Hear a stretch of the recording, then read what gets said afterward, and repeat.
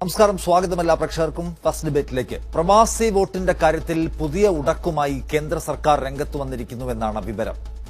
ഈ വോട്ടിന് election commission അനുമതി നൽകിയിരിക്കെ ഗൾഫിലെ ഇന്ത്യക്കാർക്ക് ആദ്യഘട്ടത്തിൽ ഇത് അനുവദിക്കേണ്ടതില്ല എന്നാണ് കേന്ദ്ര തീരുമാനമെന്നാണ് വിവരം. ജനാധിപത്യ സ്വഭാവത്തിൽ തെരഞ്ഞെടുപ്പ് നടക്കുന്ന രാജ്യങ്ങളിലെ ഇന്ത്യക്കാരെ മാത്രം ആദ്യം പരിഗണിക്കാനാണ് നീക്കം. ഇതുപ്രകാരം America, Canada, New Zealand, Japan, Australia, Germany രാജ്യങ്ങളിലെ പ്രവാസി ഇന്ത്യക്കാർക്കു മാത്രമാകും ആദ്യഘട്ടത്തിൽ അവസരം കിട്ടുക. തെരഞ്ഞെടുപ്പ് നടക്കാത്ത രാജ്യങ്ങൾ എന്ന നിലയ്ക്കാണ് ഗൾഫ് ഇന്ത്യക്കാരെ മാറ്റി നിർത്തുന്നത്രേ. എന്നുവെച്ചാൽ ജനാധിപത്യ സമ്പ്രദായത്തിലൂടെ ഭരണാധികാരികളെ തെരഞ്ഞെടുക്കാത്ത രാജ്യങ്ങളാണ് ഗൾഫ് നാടുകൾ. അവിടെ താമസിക്കുന്ന ആളുകൾ ഇവിടുത്തെ ജനാധിപത്യ പ്രക്രിയയിൽ ആദ്യഘട്ടത്തിൽ പങ്കെടുക്കേണ്ട എന്ന്. ഭരണഘടനാപരമായ അവകാശം നിർവഹിക്കുന്നതിൽ നിന്ന് ഒരു കൂട്ടരെ മാത്രം മാറ്റി നിർത്താനുള്ള സർക്കാർ നീക്കം ന്യായമാണോ? ഫസ്റ്റ് ഡിബേറ്റ് തുടങ്ങുന്നു 5 ചോദ്യങ്ങളുമായി. സമ്മതിദാന അവകാശം വിനിയോഗിക്കാനുള്ള അവസരത്തിൽ നിന്ന് ഗൾഫ് പ്രവാസികളെ മാത്രം മനഃപൂർവ്വം തഴയുകയാണോ കേന്ദ്രം? ഭരണഘടനാ അവകാശത്തിന്റെ കാര്യത്തിൽ പൗരനോട് കേന്ദ്രം വിവേചനം കാട്ടുകയാണോ? ഗൾഫ് നാടുകളിൽ ജനാധിപത്യമില്ലെന്ന കേന്ദ്ര സർക്കാർ നിലപാടിൽ ഇവിടുത്തെ സാഹചര്യവുമായി ചേർത്തുവെച്ചാൽ എത്രയുണ്ട് യുക്തി? ഗൾഫുകാരെ മാത്രം ഒഴിവാക്കാനുള്ള കേന്ദ്ര നിലപാടിന് പിന്നിൽ ഗൂഢരാഷ്ട്രീയ താൽപര്യമുണ്ടോ? വിവേചനത്തിനെതിരായ പ്രവാസികളുടെ പ്രതിഷേധം ഫലം കാണുമോ? നമ്മോടൊപ്പം ഈ ചർച്ചയിൽ പങ്കെടുക്കുന്നത് അഡ്വക്കേറ്റ് ജയസൂര്യൻ, BJP നേതാവ്, ശ്രീ ഷാഫി ചാലിയം, മുസ്ലിം ലീഗ് ദേശീയ നിർവാഹക സമിതി അംഗം, ശ്രീ EK ദിനേശൻ, പ്രവാസി ഇന്ത്യയുടെ പ്രതിനിധി UAE-യിൽ നിന്ന്, രഞ്ജിത്ത് മാരാർ, അഭിഭാഷകൻ എന്നിവരാണ്. ആദ്യം ശ്രീ ജയസൂര്യൻ, കേന്ദ്ര സർക്കാർ ഈ സ്വീകരിച്ചിരിക്കുന്ന നിലപാട് യുക്തിസഹമാണ് എന്ന് താങ്കൾ വിചാരിക്കുന്നുണ്ടോ? കേന്ദ്ര സർക്കാർ ഇങ്ങനെ ഒരു നിലപാട് സ്വീകരിച്ചു എന്ന് പോലും ഞാൻ വിശ്വസിക്കുന്നില്ല. അടിസ്ഥാനരഹിതമായ വാർത്തയാണ് ഇത്. ഇപ്പോൾ ഓരോരോ പ്രചരണങ്ങൾ ഇതുപോലെ കേന്ദ്ര ഗവൺമെന്റിന്റെ നേരെ വരുന്നുണ്ട്. നേരത്തെ കിസാൻ സമ്മാൻ പദ്ധതി കൊടുക്കാൻ തുടങ്ങിയപ്പോൾ പറഞ്ഞു, ആരും എടുക്കരുത്, നിങ്ങളുടെ ഭൂമി മുഴുവൻ നരേന്ദ്രമോദിയുടെ പേരിലാവും, അതുകൊണ്ട് ആരും 6000 രൂപ മേടിക്കരുത് എന്ന് പറഞ്ഞ് വൻ പ്രചരണം നടന്നു. പക്ഷെ കോടിക്കണക്കിന് ആൾക്കാർ അത് മേടിച്ചു. ഒരാളുടെ 1 സെന്റ് ഭൂമി പോലും പോയില്ല. എന്ന് പറഞ്ഞതുപോലെ ഇത് ശുദ്ധ തട്ടിപ്പാണ്, വിവരക്കേടാണ്. ആൾക്കാരുടെ ഇടയിൽ ആശങ്ക ഉണ്ടാക്കാനും ആശയക്കുഴപ്പമുണ്ടാക്കാനും ഇപ്പൊ തൊട്ടടുത്ത് വരാൻ പോകുന്ന കേരള നിയമസഭാ തെരഞ്ഞെടുപ്പിൽ BJPക്കെതിരായിട്ടൊരു വികാരം ഉണ്ടാക്കാനുമുള്ള അടിസ്ഥാനരഹിതമായിട്ടുള്ള നുണപ്രചരണം മാത്രമാണ് ഇത്. എന്നുവെച്ചാൽ ആരാണ് ഈ നുണപ്രചരണം നടത്തുന്നത്? ആരാണ് ഈ നുണ ഉണ്ടാക്കി വിടുന്നത്? ശ്രീ ജയസൂര്യൻ, ഇത് മീഡിയ എന്തിന് പ്രചരിപ്പിക്കുന്നു? മീഡിയ അതിന്റെ വസ്തുത അറിയാതെ ഇത് പ്രചരിപ്പിക്കുമ്പോൾ അതിന്റെ പുറകിൽ എന്തോ അജണ്ടയുണ്ട്. ദേശീയ മാധ്യമങ്ങളാണ് ആദ്യം ഈ വാർത്ത റിപ്പോർട്ട് ചെയ്യുന്നത്. ദേശീയ മാധ്യമങ്ങൾക്ക് ഇവിടെ BJP വിരുദ്ധ താല്പര്യമുണ്ട് എന്ന് പറഞ്ഞാൽ വിശ്വസിക്കുന്ന ആളുകൾ ആരെങ്കിലും ഉണ്ടോ? കേരളത്തിലെ മാധ്യമങ്ങളിൽ ചിലതിനെ പറഞ്ഞാൽ ഒരുപക്ഷെ BJP വിരുദ്ധ താല്പര്യമുണ്ട് എന്നൊക്കെ വ്യാഖ്യാനിക്കാൻ കഴിയുമായിരിക്കും. ദേശീയ മാധ്യമങ്ങൾ എടുത്താൽ ഇപ്പൊ BJP വിരുദ്ധ പക്ഷത്തുള്ള ഏതു മാധ്യമമുണ്ട്? അവിടെ നിന്നാണ് ഈ വാർത്ത വരുന്നത്. ജനാധിപത്യ സംവിധാനം ഇല്ലാത്ത രാജ്യങ്ങളിലെ ആളുകളെ തൽക്കാലം മാറ്റി നിർത്തുക, ആദ്യഘട്ടത്തിൽ അവർ വേണ്ട എന്ന തീരുമാനം സർക്കാർ കൈക്കൊള്ളുന്നു എന്ന്. ഞങ്ങളുണ്ടാക്കിയ വാർത്തയല്ല. ആരുണ്ടാക്കിയ വാർത്തയാണെങ്കിലും ആ വാർത്തയെ പിടിച്ച് ആരുണ്ടാക്കുന്ന ചർച്ചയാണെങ്കിലും ശുദ്ധ അസംബന്ധമാണ്. അങ്ങനെയുള്ള ഒരു നിലപാടും കേന്ദ്ര ഗവൺമെന്റ് സ്വീകരിച്ചിട്ടില്ല. സാമാന്യ ബുദ്ധിയുള്ള ആർക്കും അങ്ങനെ സ്വീകരിക്കാനും പറ്റില്ല. അതുകൊണ്ട് അടിസ്ഥാനരഹിതമാണ് ഈ വാർത്ത. ഇത് ശരിക്കും പറഞ്ഞാൽ അവഗണിച്ച് കളയേണ്ട കാര്യം തന്നെയാണ്. എന്നുവെച്ചാൽ ഈ വാർത്ത എന്നത് നിരാകരിച്ചാൽ പിന്നെ ഈ കാര്യത്തിൽ മറുപടി വരേണ്ടതില്ല. അതൊരു നല്ല സൗകര്യമാണ്. ഞാൻ വരാം. ശ്രീ ഷാഫി ചാലിയം, കേന്ദ്ര സർക്കാർ ഇങ്ങനെ ഒരു തീരുമാനമേ എടുക്കാൻ ഉദ്ദേശിക്കുന്നില്ല എന്നാണ് BJPയുടെ പ്രതിനിധി വ്യക്തമാക്കുന്നത്. അതുകൊണ്ട് ഈ കാര്യത്തിൽ കേന്ദ്ര സർക്കാർ എന്തെങ്കിലും വിവേചന സമീപനം കാണിക്കുന്നുവെന്ന ആക്ഷേപത്തിനൊരു സ്കോപ്പുമില്ല.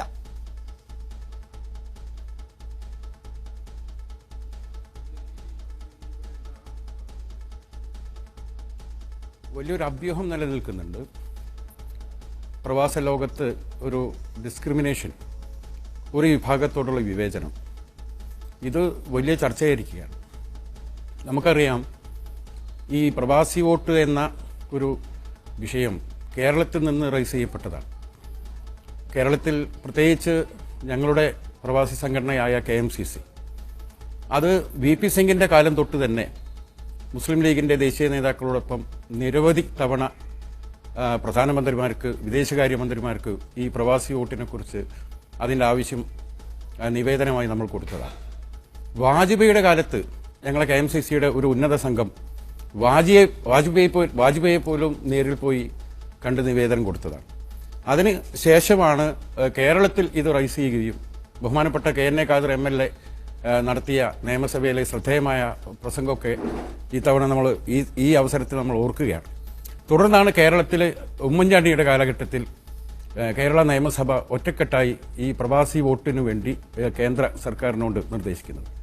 രണ്ടാം UPA ഗവൺമെന്റാണ് ഈ പ്രവാസി വോട്ടവകാശം തത്വത്തിൽ അംഗീകരിക്കുന്നത്. ഇതൊക്കെ നമുക്കറിയാം. അതിനുശേഷം അത് ഇലക്ഷൻ കമ്മീഷന് കൊടുക്കുകയും ഇലക്ഷൻ കമ്മീഷൻ അത് എന്താണ് വല്ലാതെ ആ കാര്യം പരിഗണിക്കപ്പെടാതെ അവസ്ഥ വരികയും ഈ ഘട്ടത്തിൽ KMCC തന്നെ നിയമ പോരാട്ടത്തിന് വേണ്ടി മുസ്ലിം ലീഗ് നേതൃത്വത്തിനടുത്ത് അനുമതി വാങ്ങുകയും അതിനുവേണ്ടി വലിയ ഒരു സുപ്രീം കോടതിയിൽ ഒരു പോരാട്ടം നടത്താൻ ഡൽഹി KMCCന്റെ പ്രസിഡന്റ് കൂടിയായ അഡ്വക്കേറ്റ് ഹാരിസ് മിയാനുമായി ബന്ധപ്പെട്ട് വലിയൊരു അഭിഭാഷകനെ തന്നെ രംഗത്തിറക്കാൻ നമ്മൾ തീരുമാനിക്കുകയും ആ ഘട്ടത്തിലാണ് നമ്മുടെ പ്രവാസ ലോകത്തെ ഒരു വലിയൊരു കാരുണ്യം നിറഞ്ഞ വ്യക്തിത്വത്തിനുടമയായ ഡോക്ടർ ഷംസീർ വയലാലി അദ്ദേഹം സുപ്രീം കോടതിയെ സമീപിച്ച വിവരം അറിഞ്ഞത്. അപ്പം KMCC എന്ത് ചെയ്യാണ്? ഷംസീറിന്റെ ആ പോരാട്ടം അതിന് പിന്തുണ കൊടുക്കുകയാണ് ചെയ്തത്. ആ ഷംസീർ നടത്തിയ സുപ്രീം കോടതിയിലെ പോരാട്ടമാണ് സുപ്രീം കോടതി ഗവൺമെന്റിനോട് ഈ കാര്യം കൺസിഡർ ചെയ്യണം എന്ന് ആവശ്യപ്പെടുന്നതിലേക്ക് എത്തിയത്. ഇതൊക്കെ ഒരു പോരാട്ടത്തിന്റെ ഭാഗമായിട്ടാണ്. ഇവിടെ വന്നിരിക്കുന്നത് എന്താണെന്ന് വെച്ചാൽ ഈ ഇലക്ട്രോണിക് ട്രാൻസിസ്റ്റഡ് പോസ്റ്റൽ ബാലറ്റ് സിസ്റ്റം ഇതാണ് പ്രൊവൈഡ് ചെയ്യുന്നത്.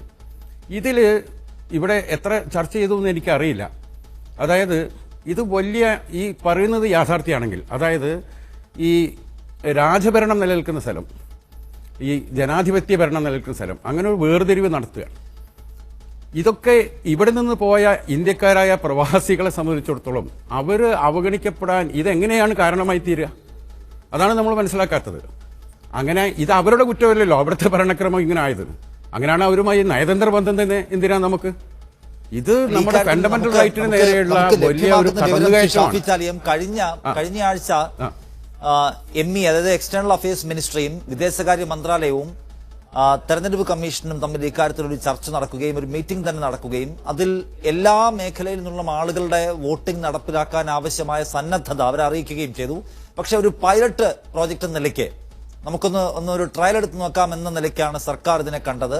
അതുമാത്രവുമല്ല, അതിനെ നമുക്ക് തൽക്കാലം അൺഡെമോക്രാറ്റിക് ആയിട്ടുള്ള രാജ്യങ്ങളിലെ ആളുകളെ അല്ല മറിച്ചുള്ളവരെ പരിഗണിക്കാമെന്ന നിലപാട് സ്വീകരിക്കുകയും ചെയ്തു എന്നാണ് വളരെ സോളിഡ് ആയിട്ടുള്ള സോഴ്സസിൽ നിന്ന് കിട്ടുന്ന വിവരം. അപ്പം അതിനകത്ത് BJP പറയുന്നത് അത് BJPയുടെ എതിരായി രാഷ്ട്രീയമായി BJPക്കെതിരെ കേരളത്തിലെ ആളുകളെ തിരിക്കാനുള്ള പരിപാടിയുടെ ഭാഗമാണ്, അങ്ങനെ ഒന്നില്ല എന്നാണ്. അതായത് ഇത് വലിയൊരു ഗൂഢാലോചനയാണ്. കാരണം ഇതിന് പിന്നിലുള്ള ഒരു പൊളിറ്റിക്കൽ ഇൻട്രസ്റ്റ് കേന്ദ്ര സർക്കാരിൻ്റെത് എന്താണെന്നത് നമുക്ക് ഊഹിച്ചാൽ മനസ്സിലാവുന്നതാണ്. കാരണം ഈ വോട്ടവകാശം പ്രവാസിക്ക് വേണമെന്ന് ഇന്ത്യ ഗവൺമെന്റ് മുമ്പിൽ ആവശ്യം ഉന്നയിക്കുന്നത് തന്നെ സത്യത്തിൽ മലയാളികളാണെന്ന് നിങ്ങൾ മനസ്സിലാക്കണം. കാരണം ഈ ഇങ്ങനെ ഒരു ആവശ്യമായി ആദ്യം വരുന്നത് തന്നെ മലയാളികളാണ്. പിന്നെ ഇത് ഒരു പൈലറ്റ് പ്രോജക്റ്റ് ആണെങ്കിലും അല്ലെങ്കിൽ ഇത് ഒരു സൂചനകളാണെങ്കിൽ പോലും ഇതിനകത്ത് വലിയൊരു ഡിസ്ക്രിമിനേഷൻ നിലനിൽക്കുകയല്ലേ? ഈ രാജ്യത്തിന്റെ ഫണ്ടമെന്റൽ, നമ്മുടെ ഭരണഘടനയുടെ 3-ാം അധ്യായത്തിൽ പറയുന്ന ഈ ഫണ്ടമെന്റൽ റൈറ്റ്, അതേമാതിരി ഫ്രീഡം ഫോർ എക്സ്പ്രഷൻ, ഇതിന്റെ ഒക്കെ തികഞ്ഞ ലംഘനമാണ്. ആർട്ടിക്കിൾ 19, ആർട്ടിക്കിൾ 14 അതിന്റെ ലംഘനമാണ് ഈ നടക്കുന്നത്. അത് മനസ്സിലാക്കണം. ഇലക്ഷൻ കമ്മീഷൻ അറിയിക്കുന്നത് അടുത്ത നിയമസഭാ തെരഞ്ഞെടുപ്പുകൾ, അതായത് പശ്ചിമ ബംഗാളിലും തമിഴ്നാട്ടിലും കേരളത്തിലും ആസാമിലും അടക്കം നടക്കാൻ പോകുന്ന നിയമസഭാ തെരഞ്ഞെടുപ്പിൽ പ്രവാസികൾക്ക് വോട്ട് ചെയ്യാൻ ആവശ്യമായ സന്നദ്ധത അവരറിയിച്ചിരിക്കുകയാണ്. ഗൾഫിൽ നിന്നുള്ളവർക്കും കേരളത്തിൽ വോട്ട് ചെയ്യാൻ കഴിയുമെന്ന് താങ്കൾ ആധികാരികമായി പറയുന്നുണ്ടോ?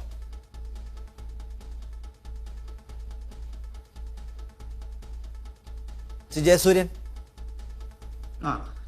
ഗൾഫിലെ കാര്യങ്ങൾ നേരിട്ട് അവിടെ പോയി തന്നെ അറിഞ്ഞിട്ടുള്ള ആളാണ് ഞാൻ. ഇടയ്ക്കിടയ്ക്ക് പോവാറുണ്ട്. അവിടെ ഞങ്ങളെ സംബന്ധിച്ചിടത്തോളം ഞങ്ങളുടെയും വളരെ ഒരു വലിയ ആഗ്രഹമാണ്, ആവശ്യമാണ് ഈ പ്രവാസി വോട്ട് വേണം. കാരണം ധാരാളം പ്രവർത്തകര്, BJPക്ക് വോട്ട് ചെയ്യുന്നവരായിട്ടുള്ളവര് ധാരാളം പേര് അങ്ങനെ ആഗ്രഹിക്കുന്നവരും വോട്ട് ചെയ്യുന്നവരും ഒക്കെ പ്രവാസ ലോകത്തുണ്ട്, പ്രത്യേകിച്ച് മിഡിൽ ഈസ്റ്റ് രാജ്യങ്ങളിൽ ധാരാളമായിട്ടുണ്ട്. അപ്പോൾ അവരുടെയൊക്കെ വോട്ട് വിലപ്പെട്ടതാണ്. ഇവിടുത്തെ എല്ലാ രാഷ്ട്രീയ പാർട്ടികൾക്കും വിലപ്പെട്ടതാണ്, അതുപോലെ തന്നെ BJPക്കും വിലപ്പെട്ടതാണ്. അതുപോലെ നമ്മുടെ രാജ്യത്തിന് വേണ്ടി അന്യരാജ്യത്ത് പോയി ചോര നീരാക്കി വീർപ്പൊഴുക്കുന്നവർക്ക് അവരുടെ സമ്മതിദാനാവകാശം മാതൃരാജ്യത്തെ തെരഞ്ഞെടുപ്പുകളിൽ വിനിയോഗിക്കാൻ അവസരം ലഭിക്കുക എന്ന് പറയുന്നത് അങ്ങേയറ്റത്തെ വലിയ ഒരു ചാരിതാർത്ഥ്യമാണ്.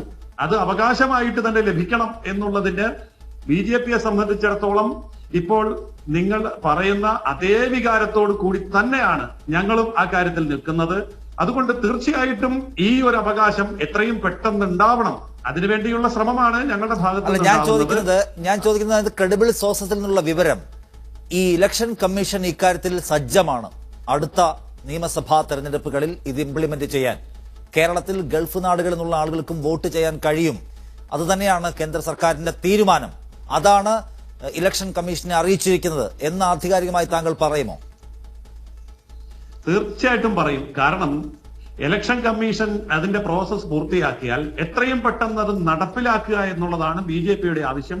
ഞങ്ങളും അതാണ് കാത്തിരിക്കുന്നത്. ഞാൻ ചോദിക്കുന്നത് കുറച്ചുകൂടി വ്യക്തതയ്ക്കാണ്. താങ്കളിപ്പോ ഞാൻ ഈ പറയുന്ന വാർത്ത വെറുതെയാണെന്ന് പറയുന്നതുകൊണ്ടാണ്. കഴിഞ്ഞ ആഴ്ച നടന്ന യോഗത്തിൽ ഈ സന്നദ്ധത ഇലക്ഷൻ കമ്മീഷൻ അറിയിക്കുകയും എക്സ്റ്റേണൽ ഈ വിദേശകാര്യ മന്ത്രാലയം ഈ കാര്യത്തിലുള്ള നിലപാട് കമ്മീഷനെ അറിയിക്കുകയും ചെയ്തു. അപ്പോ വിദേശകാര്യ മന്ത്രാലയം കമ്മീഷനെ അറിയിച്ചിരിക്കുന്നത് എല്ലാവരും വോട്ട് ചെയ്യട്ടെ എന്ന് തന്നെയാണോ? എല്ലാ പ്രവാസികൾക്കും വോട്ടവകാശം വേണം എന്നുള്ള നിലപാട് തന്നെയാണ്. നിലപാടുണ്ട്. ആ നിലപാട് നമ്മൾ കണ്ടുവല്ലോ. നിങ്ങൾ പാർലമെന്റിൽ ഒരു ബില്ല് കൊണ്ടുവന്നു, രാജ്യസഭയിൽ പാസ്സാക്കാതെ പിന്നെ അത് ലാപ്സായി പോയി. അപ്പൊ നിങ്ങളുടെ ആത്മാർത്ഥതയൊക്കെ നമ്മളവിടെ കാണുന്നുണ്ട്, ഇല്ലെന്ന് ഞാൻ പറയുന്നില്ല. പക്ഷെ ഞാൻ ചോദിക്കുന്നത്, നോക്കൂ, ഇതിനകത്ത് കഴിഞ്ഞ ഈ നടന്നിട്ടുള്ള മീറ്റിംഗിൽ കേന്ദ്ര സർക്കാർ കമ്മീഷനെ അറിയിച്ചിരിക്കുന്നത് ഗൾഫിലടക്കം എല്ലാവർക്കും ആദ്യഘട്ടത്തിൽ വോട്ട് ചെയ്യാൻ കഴിയുന്ന നിലയ്ക്കുള്ള സമീപനം എടുക്കാമെന്നാണോ? താങ്കളുടെ സോഴ്സ് വിവരം എന്താണ്? ഞാൻ ഒന്നുകൂടി വ്യക്തമായിട്ട് പറയാം. ഇതിൽ വിദേശ രാജ്യങ്ങളെ 2ആയിട്ടോ 3ആയിട്ടോ വേർതിരിക്കുന്നില്ല. പ്രവാസികൾ വിദേശത്ത് ഏതു രാജ്യത്താണെങ്കിലും അവരെല്ലാവരും ഒരേപോലെ തുല്യ അവകാശമുള്ളവരാണ്. അവർക്കെല്ലാവർക്കും ഇതിനുള്ള അവസരം കൊടുക്കണമെന്ന് തന്നെയാണ്. അല്ല, അത് നിങ്ങളുടെ പൊതു നിലപാടാണ്. അത് BJPയുടെ പൊതു നിലപാടെന്ന പേരിൽ താങ്കൾ പറയുകയാണ്. ഞാൻ ചോദിക്കുന്നത്, ഇലക്ഷൻ കമ്മീഷനോട് ഈ മീറ്റിംഗിൽ കേന്ദ്രം എന്തു പറഞ്ഞു എന്നാണ് താങ്കൾ മനസ്സിലാക്കുന്നത്? അതേക്കുറിച്ച് എനിക്ക് വ്യക്തമായിട്ട് വിവരം കിട്ടില്ലല്ലോ. കിട്ടാതെ പിന്നെ താങ്കൾ എങ്ങനെയാണ് നിഷേധിക്കുക? അങ്ങനെ ഉണ്ടാവില്ല എന്ന് താങ്കൾ ആദ്യം പറഞ്ഞുവല്ലോ. അതിന്റെ ആധികാരികത എന്താണ്? അങ്ങനെ ഉണ്ടായിട്ടില്ല എന്നുള്ളത് കൊണ്ട് തന്നെയാണ് അതിന്റെ ആധികാരികത. ഉണ്ടായിട്ടില്ല എങ്കിൽ പിന്നെ ഉണ്ടായത് എന്താണെന്ന് കൂടി താങ്കൾക്ക് അറിയണമല്ലോ. ശ്രീ ജയസൂര്യൻ, ഉണ്ടായത് എന്താണ്? ശരി, എല്ലാവരും വോട്ട് ചെയ്യട്ടെ എന്ന് ME പറഞ്ഞോ? എല്ലാവരും വോട്ട് ചെയ്യേണ്ടതില്ല എന്നൊരു നിലപാടും കേന്ദ്ര ഗവൺമെന്റ് സ്വീകരിച്ചിട്ടില്ല. ഇല്ലെങ്കിൽ പിന്നെ ചെയ്യട്ടെ എന്ന് പറഞ്ഞു. അതാണ് ഞാൻ ചോദിക്കുന്നത്. അപ്പൊ സ്വീകരിച്ചിട്ടില്ല എന്ന് താങ്കൾക്ക് ഉറപ്പുണ്ട്? അതിനർത്ഥം എല്ലാവരും ചെയ്യട്ടെ എന്ന നിലപാട് സ്വീകരിച്ചു എന്നാണ്. അതുണ്ടാകുമോ എന്നാണ്? അങ്ങനെയാണോ കമ്മീഷനെ അറിയിച്ചിരിക്കുന്നത്? താങ്കളുടെ സോഴ്സ് എന്താണ്? താങ്കൾ സോഴ്സ് വെച്ചിട്ടാണല്ലോ പറയുന്നത് അങ്ങനെ പറഞ്ഞിട്ടില്ല എന്ന്. അപ്പൊ താങ്കൾ പറയണം, എല്ലാവരും വോട്ട് ചെയ്യുമോ ഇല്ലയോ? എല്ലാവരും വോട്ട് ചെയ്യും. ഒരു സംശയവും വേണ്ട കാര്യത്തിൽ. അങ്ങനെ അറിയിച്ചു കമ്മീഷനെ? ഒരു സംശയവും വേണ്ട. അങ്ങനെ അറിയിച്ചു കമ്മീഷനെ? അങ്ങനെ തന്നെയാണ് അറിയിച്ചിരിക്കുന്നത്. അത് വളരെ വ്യക്തമാണ്. അപ്പൊ ഈ പറയുന്ന രണ്ട് സംവിധാനങ്ങൾ തമ്മിലുള്ള മീറ്റിംഗ്, അതിനകത്ത് നടക്കുന്ന വിവരങ്ങൾ, അതിനെക്കുറിച്ചൊക്കെ താങ്കൾക്ക് ആധികാരികമായ വിവരമുണ്ട്. മാധ്യമങ്ങൾ പറയുന്നതാണ് നുണ, താങ്കൾ പറയുന്നതാണ് ശരി. മാധ്യമങ്ങൾ പറയുന്നത് ശുദ്ധ നുണയാണ്. ഞാൻ പറയുന്നത് എനിക്ക് ഉത്തമ ബോധ്യമുള്ളത് കൊണ്ടാണ്. അല്ല, എവിടെ നിന്നാണ് ഈ വിവരങ്ങൾ കിട്ടുന്നത്? ഞാൻ ചോദിക്കുന്നത്, കേന്ദ്ര സർക്കാർ അങ്ങനെ ഒരു നിലപാട് പുറത്ത് വ്യക്തമാക്കിയിട്ടില്ല. നിങ്ങൾക്ക് എങ്ങനെയാണ് ഇത് കിട്ടുക എന്നാണ് മനസ്സിലാക്കുന്നത്? തിരിച്ചു വാർത്ത വരികയും ചെയ്യും. ദേശീയ മാധ്യമങ്ങൾ, ടൈംസ് ഓഫ് ഇന്ത്യ പോലെയുള്ള പ്രധാനപ്പെട്ട മാധ്യമ സ്ഥാപനങ്ങളാണ് കേന്ദ്ര സർക്കാർ ഒരു പൈലറ്റ് പ്രോജക്റ്റ് ആയിട്ട് ആലോചിച്ചാൽ മതി, ഇപ്പൊ ഗൾഫുകാരെ പരിഗണിക്കേണ്ടതില്ല എന്ന് തീരുമാനിച്ചു എന്ന നിലപാട് അറിയിച്ചു എന്ന് റിപ്പോർട്ട് ചെയ്യുന്നത്. അങ്ങനെയാണെങ്കിൽ ആ റിപ്പോർട്ട് തന്നെ ഈ കാര്യങ്ങൾ വ്യക്തമാക്കട്ടെ. ഞാൻ ഗവൺമെന്റിന്റെ നിലപാട് പറഞ്ഞു, അത് വ്യക്തമായിട്ട് പറഞ്ഞു. അതിൽ സംശയമില്ലാത്തത് കൊണ്ട് ഞാൻ ഉറപ്പിച്ചു പറഞ്ഞു. ഇനി അതല്ല എന്ന് ഏതെങ്കിലും മാധ്യമം പറയുന്നുണ്ടെങ്കിൽ അതിന്റെ സോഴ്സ് കൊണ്ടുവരേണ്ടത് അവരാണ്. മാധ്യമങ്ങളുടെ സോഴ്സ് അതൊരു സൗകര്യം, അതൊരു നല്ല സൗകര്യമാണ്. നമുക്ക് മാധ്യമങ്ങൾ സോഴ്സ് പറയട്ടെ എന്ന്. ഈ സർക്കാർ നിഷേധിക്കുന്നില്ലല്ലോ ഈ വന്നിട്ടുള്ള വാർത്തകളൊന്നും. അങ്ങനെയൊന്നും ഞങ്ങൾ പറഞ്ഞിട്ടില്ല. എല്ലാവരും വോട്ട് ചെയ്യുമെന്ന് വിദേശകാര്യ മന്ത്രാലയം നിഷേധിക്കുന്നതേ ഇല്ല. പ്രധാനപ്പെട്ട ദേശീയ മാധ്യമങ്ങൾ മുഴുവൻ ഈ വാർത്ത വന്നു കഴിഞ്ഞു. എന്നിട്ടും ഒരു നിഷേധക്കുറിപ്പ് കേന്ദ്ര സർക്കാരിന്റെ ഭാഗമായി വരാത്തത് എന്തുകൊണ്ടാണ്? അഡ്വക്കേറ്റ് ജയസൂര്യൻ, താങ്കളൊഴികെ മറ്റൊരു BJP നേതാവും അതിനെ തള്ളിപ്പറഞ്ഞ് രംഗത്ത് വന്നിട്ടുമില്ല. അങ്ങനെയാണെങ്കിൽ ഞാൻ പറയാം, കേരളത്തിൽ നിന്നുള്ള V മുരളീധരൻ വിദേശകാര്യ സഹമന്ത്രിയാണല്ലോ. മലയാളികളാണല്ലോ ഇതിന് ഏറ്റവും മുൻകൈയെടുത്ത് മുന്നോട്ട് പോകുന്നത്. V മുരളീധരനോട് നിങ്ങൾ ഈ ചോദ്യം ചോദിക്കാത്തത് എന്തുകൊണ്ടാണ്? ചോദിച്ചു നോക്കൂ, അദ്ദേഹം വ്യക്തമായിട്ട് പറയും. എന്തുകൊണ്ട് ചോദിക്കുന്നില്ല? ചോദിക്കൂ. ചോദിക്കണമെന്നില്ലല്ലോ. ഈ വാർത്ത ഇത്രയും വന്നു, ഇത്രയും പ്രധാനപ്പെട്ട മാധ്യമങ്ങളിലൊക്കെ വന്നതിന് ശേഷവും വി മുരളീധരന്റെ നിഷേധക്കുറിപ്പ് വരാത്ത എന്താണ്? അത് നിങ്ങൾ ചോദിക്കാത്തത് കൊണ്ട് മാത്രമാണ്. ചോദിക്കൂ. അല്ല, വാർത്ത അന്തരീക്ഷത്തിലുണ്ടല്ലോ, അദ്ദേഹം നിഷേധിച്ചുകൂടെ? ഞങ്ങളിപ്പോ അദ്ദേഹം എവിടെയാണുള്ളതെന്ന് വെച്ച് പോയി ചോദിക്കാൻ കഴിയുമോ? അദ്ദേഹത്തെ എപ്പോഴും നമുക്ക് ചോദിക്കാൻ കിട്ടുന്ന ആളാണോ? കേന്ദ്രമന്ത്രിയല്ലേ? അദ്ദേഹത്തിനൊരു നിഷേധക്കുറിപ്പ് ഇറക്കലല്ലേ കുറച്ചുകൂടി ഈസിയായ കാര്യം? ഇതുകൂട്ട് വിഡ്ഢിത്തരങ്ങൾക്കൊന്നും, ഇതുകൂട്ട് പൊട്ടത്തരങ്ങൾക്കൊന്നും നിഷേധക്കുറിപ്പ് ഇറക്കുക അല്ല ഒരു മന്ത്രിയുടെ പണി. ഇതൊക്കെ വെറും വിഡ്ഢിത്തരമാണ്, വങ്കത്തരമാണ്. പെട്രോളിയം വില വർധന പോലെയുള്ള കാര്യങ്ങളിൽ വളരെ വിദഗ്ധമായ ഇത്തരം അഭിപ്രായങ്ങൾ പറഞ്ഞ് മലയാളികളുടെ കയ്യടി നേടുകയാണ് മന്ത്രിയുടെ പണി. അത് നമുക്കറിയാം. അല്ല, ഇപ്പൊ നമ്മുടെ ചർച്ചയിൽ ഉന്നയിച്ച വിഷയം, താങ്കൾ മാധ്യമ വാർത്തകളെ വിഡ്ഢിത്തരം, പൊട്ടത്തരം, ആവേശം താങ്കൾക്ക് കൂടുകയാണ്. അതിനെ ഏറ്റവും മോശമായ വാക്കിൽ അപ്പൊ അത്ര വലിയ ഉന്നതമായ കാര്യങ്ങൾ പറയുന്ന ആൾ മാത്രമാണ് നിങ്ങളുടെ മന്ത്രിയെങ്കിൽ നിങ്ങളുടെ മന്ത്രിയുടെ ഉന്നതമായ പല പല ബൈറ്റുകൾ നമ്മുടെ ഇരിക്കുന്നു. അതാ ഞാൻ പറഞ്ഞത്. ഈ രാജ്യത്ത് മനുഷ്യന് ദൈനംദിന ഉപഭോഗത്തിനുള്ള ഈ പറയുന്ന പെട്രോൾ വില വർധന വന്നപ്പോ അതിനകത്ത് മന്ത്രി പറഞ്ഞ ഉന്നതമായ പ്രതികരണം മലയാളികൾ കണ്ടതാണ്. അതുകൊണ്ട് അത്ര ഉന്നതമായ കാര്യങ്ങൾക്ക് മാത്രമേ മന്ത്രിക്ക് സമയമുള്ളൂ. ഈ മാധ്യമ വാർത്തകൾ എന്ന് പറയുന്ന വിഡ്ഢിത്തരങ്ങൾക്ക് പറയാൻ സമയമില്ല. അങ്ങനെ അല്ലല്ലോ. ഇന്ത്യ ഒട്ടാകെ ഈ വിഷയം ചർച്ച ചെയ്തുകൊണ്ടിരിക്കുകയാണ്. ഇന്ത്യ ഒട്ടാകെ ഈ വിഷയം ചർച്ച ചെയ്തുകൊണ്ടിരിക്കുന്നു. പ്രവാസികൾക്ക്, ഗൾഫ് പ്രവാസികൾക്ക് ആദ്യഘട്ടത്തിൽ വോട്ടെടുപ്പിന് അനുമതി കൊടുക്കാൻ ഉദ്ദേശിക്കുന്നില്ല എന്ന്. അപ്പോ പറയണ്ടേ നിങ്ങളുടെ മന്ത്രി മലയാളികളുടെ പ്രതിബദ്ധതയുള്ള ആളാണെങ്കിൽ അങ്ങനെ തീരുമാനം എടുത്തിട്ടില്ലെങ്കിൽ അത് വെറും വ്യാജ വാർത്തയാണ്, അത് പ്രചരിക്കുന്ന തെറ്റാണെന്ന്. കേരളത്തിലടക്കം എല്ലാ പ്രധാനപ്പെട്ട മാധ്യമ സ്ഥാപനങ്ങളുടെയും ഇന്നത്തെ ഹെഡ്ലൈനാണിത്. അല്ല, ഈ കേരളത്തിൽ തന്നെയാണല്ലോ വിദേശകാര്യ സഹമന്ത്രി ഉള്ളത്. എന്തുകൊണ്ട് ആ വിദേശകാര്യ സഹമന്ത്രിയോട് ചോദിക്കാത്തത്? അദ്ദേഹത്തിനെ ഒന്ന് ഫോൺ ചെയ്ത് ചോദിച്ചാൽ കൂടെ? അദ്ദേഹം ഫോൺ എടുക്കാത്ത ആളല്ലല്ലോ, അദ്ദേഹത്തെ ബന്ധപ്പെടാൻ കഴിയാത്ത ആളല്ലല്ലോ. അപ്പോൾ വെറുതെ വാർത്ത സൃഷ്ടിച്ച് പുകമറയുണ്ടാക്കി ആശയക്കുഴപ്പം ഉണ്ടാക്കുക എന്നുള്ളത് മാത്രമാണ് ഇതിന്റെ പിന്നില്. വേറെ ഒരു ഉദ്ദേശവും ഇല്ല. നാഴികയ്ക്ക് 40 വട്ടം ഫേസ്ബുക്ക് പോസ്റ്റിൽ സ്വന്തം പടം വെച്ച് പിണറായി വിജയനെ അധിക്ഷേപിക്കാൻ എന്ത് പോസ്റ്ററും ഇടാൻ അദ്ദേഹത്തിന് സമയമുണ്ട്. ഇതിലൊരു വ്യക്തത വരുത്താൻ അവിടെ പോയി ചോദിച്ചാലേ പറ്റൂ അല്ലേ? അതല്ല, ഈ ചോദ്യം എന്തുകൊണ്ട് അദ്ദേഹത്തോട് ചോദിക്കുന്നില്ല? അദ്ദേഹത്തോട് ചോദിച്ചാലല്ലേ മറുപടി പറയാൻ പറ്റൂ. താങ്കൾ അദ്ദേഹവുമായി സംസാരിച്ചിരുന്നോ ഈ ചർച്ചയ്ക്ക് വരുന്നതിന് മുൻപ്? സംസാരിച്ചല്ലോ, അതുകൊണ്ടാണല്ലോ ഞാനിത് പറയുന്നത്. വസ്തുതാവിരുദ്ധമാണെന്നാണ് അദ്ദേഹത്തിന്റെ നിലപാട്. അതെ അതെ അതെ. ശരി, അങ്ങനെ ആവട്ടെ. ഞാൻ താങ്കളിലേക്ക് വരാം. എന്നോടൊപ്പം UAE യിൽ നിന്ന് ശ്രീ ഇ കെ ദിനേശൻ, പ്രവാസി ഇന്ത്യ എന്ന സംഘടനയുടെ പ്രതിനിധി. ശ്രീ ഇ കെ ദിനേശൻ, നിങ്ങൾക്ക് ആദ്യഘട്ടത്തിൽ തന്നെ വോട്ട് ചെയ്യാൻ കഴിയുമെന്ന ശുഭപ്രതീക്ഷയുണ്ടോ? ഇല്ല, ഇതുമായി ബന്ധപ്പെട്ട് ഇപ്പം പ്രിയപ്പെട്ട BJPയുടെ പ്രതിനിധി പറഞ്ഞ ഒരു കാര്യത്തെക്കുറിച്ച് ഒന്ന് പറയേണ്ടതായിട്ടുണ്ട്. കഴിഞ്ഞ 2014 ശേഷം കേന്ദ്രത്തിൽ BJP ഗവൺമെന്റ് വന്നതിന് ശേഷം ഇന്ത്യയിലെ പ്രവാസി സമൂഹത്തോട്, പ്രത്യേകിച്ചും ഗൾഫിലെ പ്രവാസി സമൂഹത്തോട് ഈ ഗവൺമെന്റ് എടുത്ത തീരുമാനങ്ങൾ പരിശോധിക്കാനുള്ള ഒരു അവസരം കൂടി ഇപ്പോൾ അനിവാര്യമായിട്ടുണ്ട്. കാരണം അദ്ദേഹം പറഞ്ഞതിന്റെ അടിസ്ഥാനത്തിൽ ഇന്ത്യ ഗവൺമെന്റും ഇലക്ഷൻ കമ്മീഷനും എടുത്ത ഒരു തീരുമാനത്തെ, ഔദ്യോഗികമായിട്ടുള്ള ഒരു തീരുമാനത്തെ ഇങ്ങനെ ഈ ഒരു പബ്ലിക് സ്പേസിൽ വന്നിട്ട് നിഷേധിക്കുമ്പോൾ സ്വാഭാവികമായിട്ടും നമുക്കിവിടെ കേന്ദ്ര ഗവൺമെന്റ് കഴിഞ്ഞ 2014 ശേഷം എടുത്തിട്ടുള്ള ഗൾഫ് പ്രവാസികളെ സംബന്ധിച്ചിട്ടുള്ള അവരോടെടുത്ത സമീപനം എന്താണ് എന്ന് നമുക്ക് പരിശോധിക്കേണ്ടതായിട്ടുണ്ട്. 2003 അന്തരിച്ച ബഹുമാനപ്പെട്ട വാജ്പേയി പ്രധാനമന്ത്രിയാവുന്ന സമയത്താണ് ഈ പറയുന്ന പ്രവാസി ദിവസ് എന്നൊരു സംഭവം തുടക്കത്തിൽ വരുന്നത്. അന്ന് അദ്ദേഹം പറഞ്ഞത് മഹാത്മാഗാന്ധിജി തിരിച്ചെത്തിയ ദിവസം, അതായത് 1915 ജനുവരി 9 നമുക്ക് ഈ പ്രവാസി ദിവസ് ആഘോഷിക്കാം അല്ലെങ്കിൽ ആചരിക്കാം എന്ന് പറഞ്ഞ് തുടങ്ങിയ സംഭവം 2019 എത്തുമ്പോഴേക്കും അതിന്റെ തീയതി മാറ്റുകയും അത് കേന്ദ്ര ഗവൺമെന്റിന്റെ താല്പര്യത്തിനനുസരിച്ച് കുംഭമേളക്ക് കൂടി പ്രവാസികൾക്ക് പങ്കെടുക്കാവുന്ന രീതിയിലേക്ക് അത് 9 നിന്നും 21, 22 ദിവസങ്ങളിലേക്ക് മാറിപ്പോയ ഒരു സംഭവം നമ്മുടെ മുമ്പിലുണ്ട്. ഒന്ന്. രണ്ടാമതായിട്ട് 2016 അന്തരിച്ച ബഹുമാനപ്പെട്ട നമ്മുടെ സുഷമാ സ്വരാജ് മന്ത്രിയായിരിക്കെ, വിദേശകാര്യ മന്ത്രിയായിരിക്കെ, അന്ന് നിലവിലുണ്ടായിരുന്ന പ്രവാസികാര്യ വകുപ്പിനെ എടുത്തു മാറ്റുകയും ആ വകുപ്പ് ഇന്ത്യയിലെ വിദേശകാര്യ വകുപ്പുമായി ബന്ധിപ്പിച്ച് നിർത്തുമ്പോൾ അന്ന് ആ സംവിധാനത്തിൽ 185 കോടിയോളം രൂപ വെറുതെ കിടക്കുന്നുണ്ട്. 2.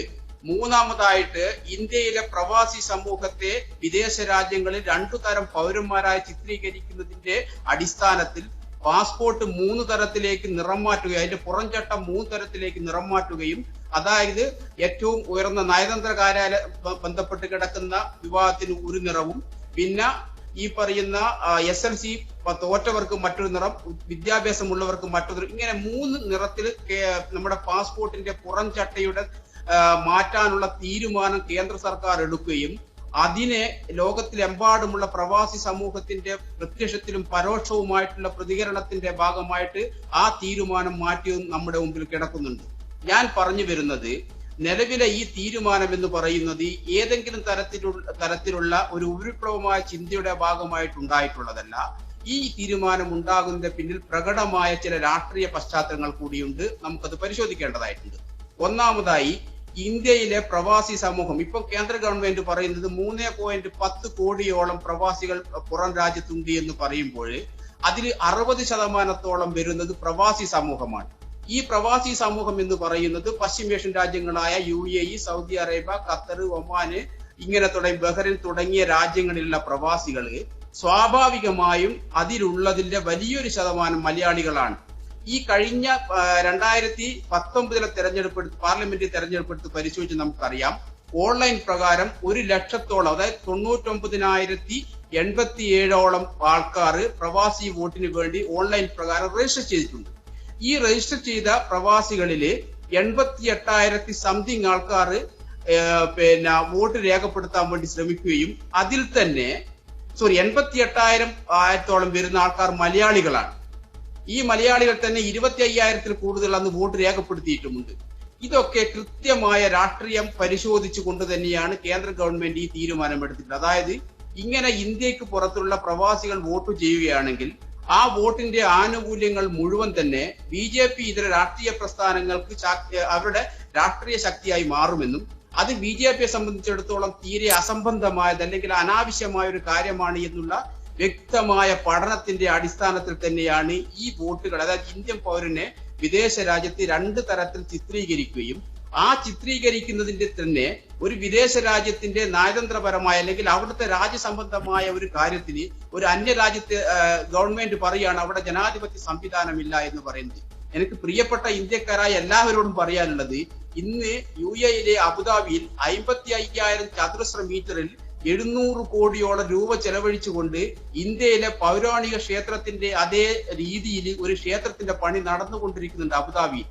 അത്രമാത്രം ഒരു വിദേശ മുസ്ലിം രാഷ്ട്രം എന്ന് വിശേഷിപ്പിക്കാവുന്ന പശ്ചിമേഷ്യയിലെ ഒരു രാജ്യം ഇന്ത്യയിലെ സംസ്കാരമായും രാഷ്ട്രീയ സംവിധാനമായും അവിടുത്തെ ഭരണകൂടവുമായും ഇത്രമാത്രം വളരെ ആത്മീയവും അതോടൊപ്പം തന്നെ മറ്റു തരത്തിലുള്ള രാഷ്ട്രീയ ബന്ധവും കാത്തു സംരക്ഷിക്കുന്ന അവസരത്തിലാണ് ഒരു രാജ്യത്തെ ചൂണ്ടിക്കൊണ്ട് പറയുന്നത് അവിടെ ജനാധിപത്യ സംവിധാനം ഇല്ലാത്തത് കൊണ്ട് തന്നെ ഞങ്ങളുടെ രാജ്യത്തിലെ പൗരന്മാർക്ക് അവിടെ നിന്ന് ഞങ്ങളുടെ ജനാധിപത്യ സംവിധാനത്തിന്റെ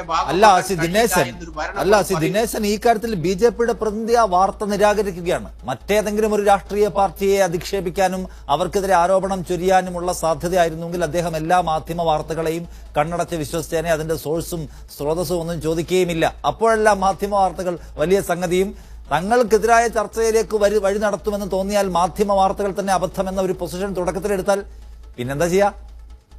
അല്ല, ഞാൻ പറഞ്ഞു വരുന്നത് ഞാൻ പറയാൻ ഉദ്ദേശിച്ചതല്ല. ഞാൻ പറയാൻ കാരണം അദ്ദേഹം ഈ വാർത്ത നിഷേധിക്കുന്നുണ്ടെങ്കിൽ ആ നിഷേധത്തിന്റെ കാരണങ്ങൾ എന്താണെന്ന് അക്കമിട്ട് നിരത്താനുള്ള വസ്തുതാപരമായ കാര്യങ്ങൾ 2014 ശേഷം കേന്ദ്ര ഗവൺമെന്റിന്റെ ഭാഗത്തു നിന്ന് ഉണ്ടായിട്ടുണ്ട്. ഇതൊന്നും ഞാൻ പറഞ്ഞതൊന്നും കളവല്ല. പാസ്പോർട്ടിന്റെ വിഷയം കളവാണോ? അല്ല. അതോടൊപ്പം തന്നെ ഈ വിദേശകാര്യ വകുപ്പ് പ്രവാസികാര്യ വകുപ്പിനെ എടുത്തു മാറ്റി അത് വിദേശകാര്യ വകുപ്പിലേക്ക് ലയിപ്പിച്ച കാര്യങ്ങൾ അസത്യമാണോ? അല്ല. കളവാണോ? അല്ല. രണ്ടാമതായി 2019 പ്രവാസി ദിവസ് അതേവരെ ജനുവരി 9 അത് പിന്നീട് 21, 22 ദിവസങ്ങളിലേക്ക് മാറ്റിയത് അവിടെ നടക്കുന്ന കുംഭമേളയിൽ പങ്കെടുക്കാൻ വേണ്ടിയിട്ടാണെന്നുള്ളത്. ഇനി ഒരു കാര്യം കൂടിയും പറയാം. കഴിഞ്ഞ 2014 ശേഷം ഉണ്ടായ പ്രവാസി ദിവസിലൊക്കെ തന്നെ ഏത് രാജ്യത്തെ പ്രതിനിധികൾക്കാണ് ഏറ്റവും കൂടുതൽ അവസരങ്ങൾ കൊടുത്തിട്ടുള്ളത്, സമയം കൊടുത്തിട്ടുള്ളത്? കഴിഞ്ഞ പ്രവാസി വാര്യ ദിവസത്തിന്റെ അകത്ത് എത്ര മണിക്കൂറാണ് പശ്ചിമേഷ്യയിലെ ഗൾഫ് പ്രവാസികളുടെ പ്രശ്നങ്ങളെ പറ്റി ചർച്ച ചെയ്യാൻ സമയം കൊടുത്തിട്ടുള്ളത്? ഈ പറയുന്ന ഇപ്പോൾ പൗരാവകാശം അല്ലെങ്കിൽ വോട്ട് ചെയ്യാനുള്ള അവകാശം കൊടുത്തിട്ടുള്ള അമേരിക്കയിലെയും കന്നഡയിലെയും ജപ്പാനിലെയും ഓസ്ട്രേലിയയിലുള്ള അത്തരത്തിലുള്ള, അതായത് ഒരു വൻകിട പ്രവാസികൾ സാമ്പത്തികമായി ഉയർന്ന നിലയിൽ ജീവിക്കുന്ന പ്രവാസി സമൂഹത്തിനെ പ്രതിനിധീകരിച്ചുകൊണ്ടാണ് 2014 ശേഷം ഉണ്ടായിട്ടുള്ള പ്രവാസി ദിവസത്തിന്റെ കാര്യങ്ങൾ, നയരൂപീകരണങ്ങൾ നടന്നിട്ടുള്ളത് എന്ന് കൂടി നമ്മൾ മനസ്സിലാക്കുമ്പോഴാണ് ഈ ഗവൺമെന്റിന്റെ പ്രവാസികാര്യ താല്പര്യങ്ങൾ ഏത് പക്ഷത്ത് നിൽക്കുന്നു എന്ന് നമുക്ക് ബോധ്യപ്പെടുന്നു. അല്ല ദിനേശൻ, നരേന്ദ്രമോദി അധികാരമേറ്റതിന് ശേഷം അവിടെ വന്ന് വലിയ ഷോയൊക്കെ സംഘടിപ്പിച്ച് വലിയ പിന്തുണ കിട്ടി, പ്രവാസികൾ മുഴുവൻ നരേന്ദ്രമോദിയുടെ വികസന ഭരണത്തിൽ ആവേശഭരിതരാണ് എന്നൊക്കെയാണ് ഇവിടെ BJP-ക്കാർ വിശ്വസിക്കുന്നത്. അവർക്ക് പിന്നെ നിങ്ങളെ തടയണോ? ഓക്കെ, ഇതൊക്കെ ഒരു പ്രധാനമന്ത്രി എന്ന രീതിയിൽ നമ്മളെ പ്രധാനമന്ത്രി നരേന്ദ്രമോദിനെ ഈ രാജ്യത്തെത്തിയാൽ നമ്മൾ ബഹുമാനിക്കുന്നു ഒക്കെ ചെയ്യുന്നു. പക്ഷെ ഇവിടെ വിഷയം അതല്ല. ഇവിടെ ഒരു രാജ്യത്തെ പൗരന്റെ ഏറ്റവും ഭരണഘടനാപരമായി നിലനിൽക്കുന്ന ഒരു പൗരാവകാശത്തെ അവൻ പോയ രാജ്യത്തിന്റെ വിദേശ നയം അല്ലെങ്കിൽ അവിടുത്തെ ഭരണ സംവിധാനവും ബന്ധപ്പെട്ട് അല്ലെങ്കിൽ ആ ഭരണകൂടം ഏത് രീതിയിലാണ് അവിടുത്തെ പൗരന്മാർക്ക് സ്വാതന്ത്ര്യം നൽകിയതിൽ അതിന്റെ അടിസ്ഥാനത്തിൽ ഇന്ത്യൻ പൗരനെ നിർവചിക്കാനുള്ള യുക്തി എന്താണ് എന്ന് ഒരിക്കലും ആലോചിച്ചിട്ട് മനസ്സിലാകുന്നില്ല.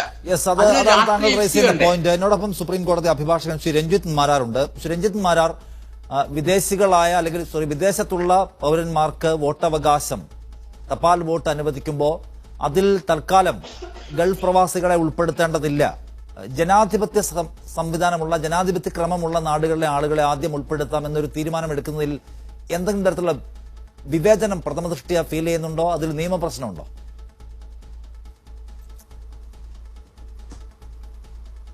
അതിലുള്ളൊരു ചെറിയ പ്രശ്നം എന്ന് വെച്ച് കഴിഞ്ഞാൽ ഈ കമ്മിറ്റീനെ അപ്പോയിന്റ് ചെയ്തിട്ടുണ്ടായിരുന്നു. സുപ്രീം കോടതി ഡയറക്ഷൻസ് വെച്ചിട്ട് ഒരു കമ്മിറ്റീനെ അപ്പോയിന്റ് ചെയ്തിട്ടുണ്ടായിരുന്നു.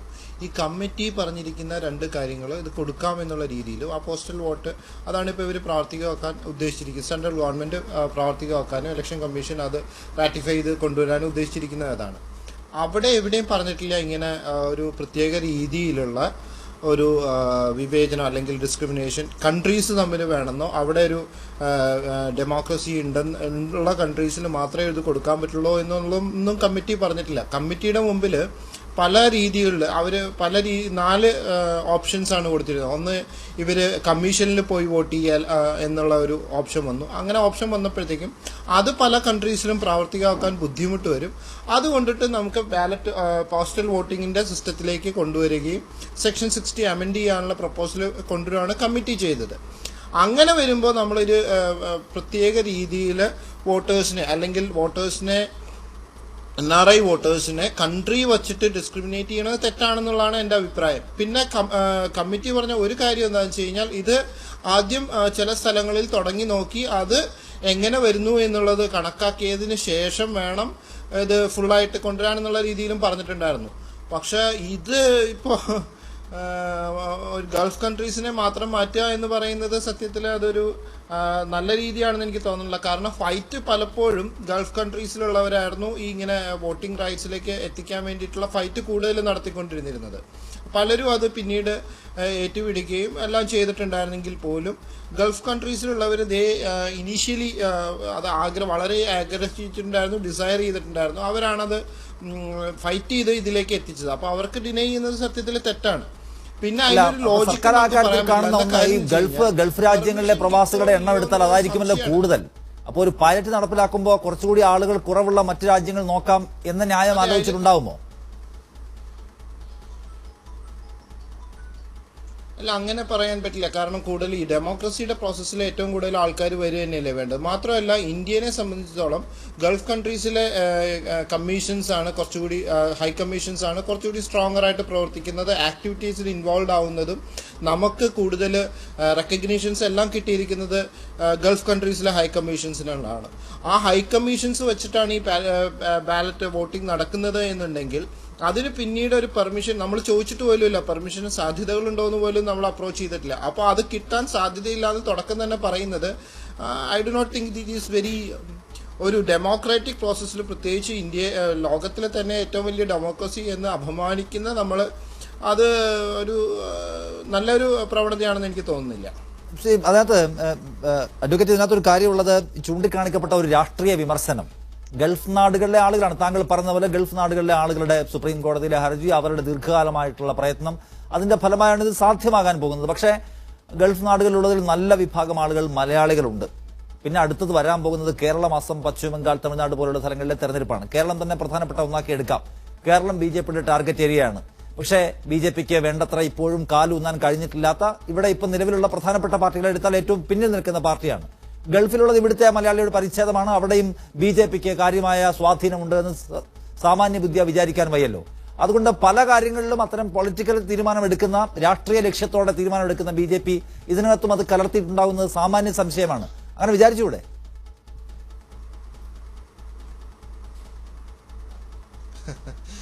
അത് ഇപ്പോൾ BJPയുടെ പല ഡിസിഷൻസും നമ്മൾ നോക്കിക്കഴിഞ്ഞാൽ പലപ്പോഴും നമുക്ക് ഇല്ലോജിക്കലായിട്ട് തോന്നും. പക്ഷേ അവർ പൊളിറ്റിക്കലി അതിനെ കാണുമ്പോഴത്തേക്കും ഒരു ബുദ്ധിമുട്ട് വരും. ഇതിലുള്ള പ്രശ്നം എന്ന് വെച്ച് കഴിഞ്ഞാൽ നമ്മൾ ഡെമോക്രാറ്റിക് പ്രോസസ്സിൽ ഇത് പോകുന്നത് എല്ലാവരും എൻ ബ്ലോക്ക് പോയിട്ട് ഒരേ കോൺസ്റ്റിറ്റ്യുവൻസീസിലേക്കല്ലല്ലോ വോട്ട് വരുന്നത്. പല കോൺസ്റ്റിറ്റ്യുവൻസീസിലേക്കാണ് വോട്ട് വരുന്നത്. അങ്ങനെ വരുമ്പോഴത്തേക്ക് അതൊരു ബുദ്ധിമുട്ടായിട്ട് കണക്കാക്കേണ്ട കാര്യം ശരിക്കും ഒരു പൊളിറ്റിക്കൽ പാർട്ടീസിനും ഇല്ല. മാത്രമല്ല ഈ കമ്മിറ്റിയിൽ പോലും BJPക്ക് അങ്ങനെ ഒരു അപ്രിഹെൻഷൻ ഉണ്ടായിരുന്നില്ല.